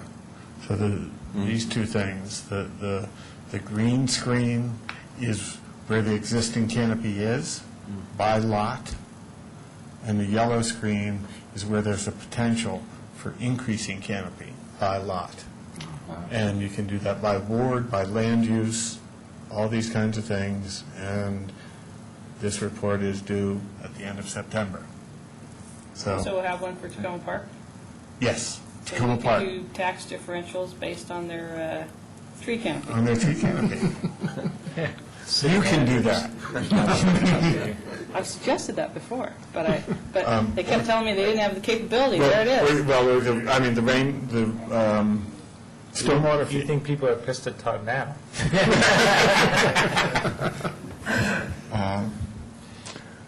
Anybody else out there got something you really need to say?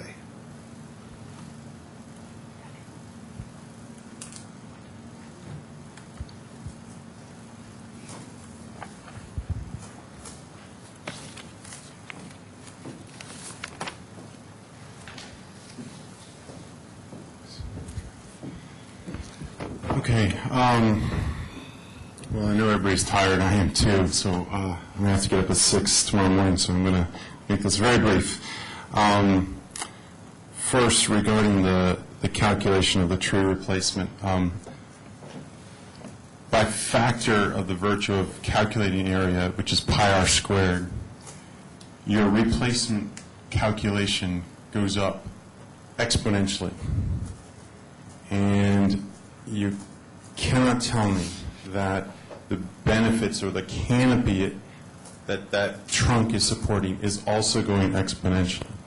I have taken a picture of my tree. I'll try to at some point share it with people. But 26 trees was just complete. I mean, my tree was a very unique tree, I think. The 23 trees that I was asked to plant, I don't think reflects the canopy that it had. It was a very thin canopy. It didn't have many mid branches or lower branches. It was a very, very top heavy tree. So the benefits were quite weak. It's in proportion to its size, is what I'm saying, because it was a 50-inch diameter tree. As far as the issue of solar, I know that this is threatening to a lot of people. I think we need to look very carefully at the city's attempt to become a sustainable green city. When we decide that we don't want to have as much tree canopy because of all the environmental services that these trees provide, we also have to understand that we need our electricity from somewhere. And so when we do choose not to invest in renewable, clean energy, we're in effect saying we want our energy coming from somewhere else. And 54% of Pepco's power comes from coal. And that coal comes from mostly West Virginia. And I don't know how familiar you are with mining practices in West Virginia, but a lot of mountaintops are being removed. A lot of erosion problems are being created in West Virginia. A lot of runoff into streams, acid drainage from these mines. I mean, mining is a very, very dirty business. And I understand that it's hard to argue that my solar panels are going to reduce stormwater runoff here in Tacoma Park. They're not. But they are going to reduce the demand for West Virginia coal. And we need to accept that Tacoma Park is part of a region. And if we're not reducing air pollution regionally, if we're not thinking regionally, then we back ourselves in the corner of NIMBY thinking. You know, we're all supporting clean energy. We're all supporting renewable energies. But as long as this doesn't happen where we are immediately, all of you, every time we turn on the lights, if your power is coming from coal, you're releasing about 2 pounds of carbon dioxide into the atmosphere every kilowatt hour that you are using. To put that in perspective, the solar panels I've had online for 7 days have reduced my carbon footprint by 200 pounds. Now, the average tree, it depends on how much carbon sequestration is happening, depending on the life cycle of the tree. If it's growing fast, on an average year, maybe sequesters 50 pounds of carbon dioxide. My solar panels have done that in 4 times that in 1 week. Climate change is going to require that communities like Tacoma Park take a lead in making this transition to renewable energy. And if that means that we have to strike a balance between tree canopy, which offers very local environmental benefits, I'm not arguing that. And I'm not arguing that we should cut down the whole canopy. But I do think we need to start to look at how do we balance our responsibility for taking a lead as a community that prides itself on being a sustainable community? How do we balance that with the need to push for renewables? I mean, I'm not trying to advocate that Tacoma Park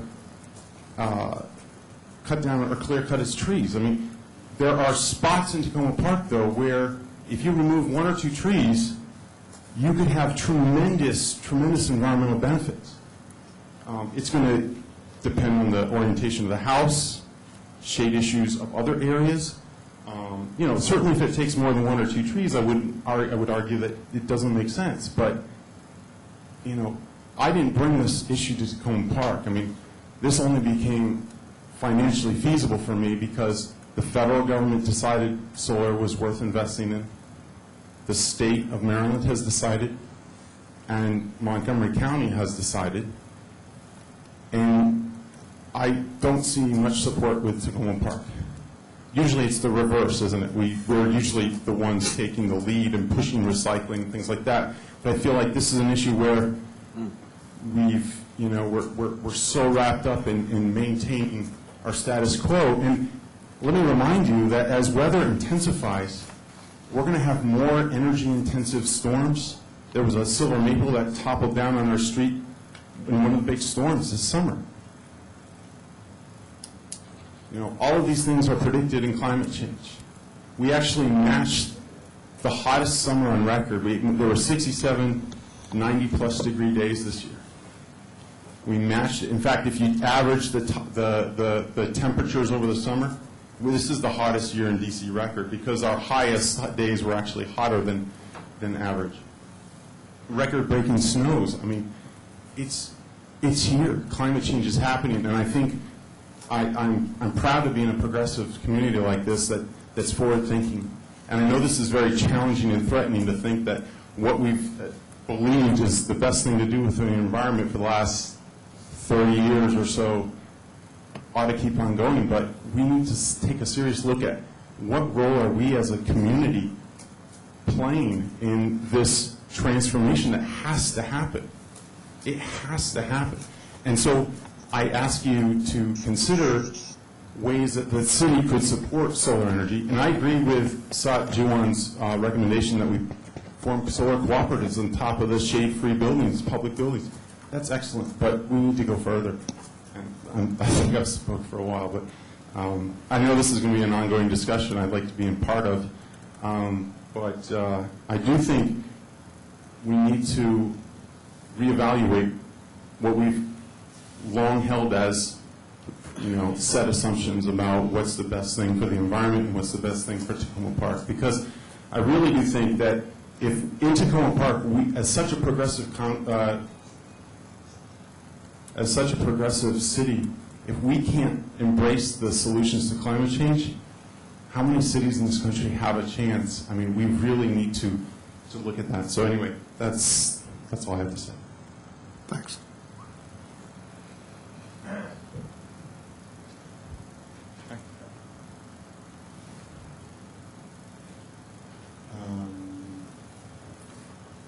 I'm done.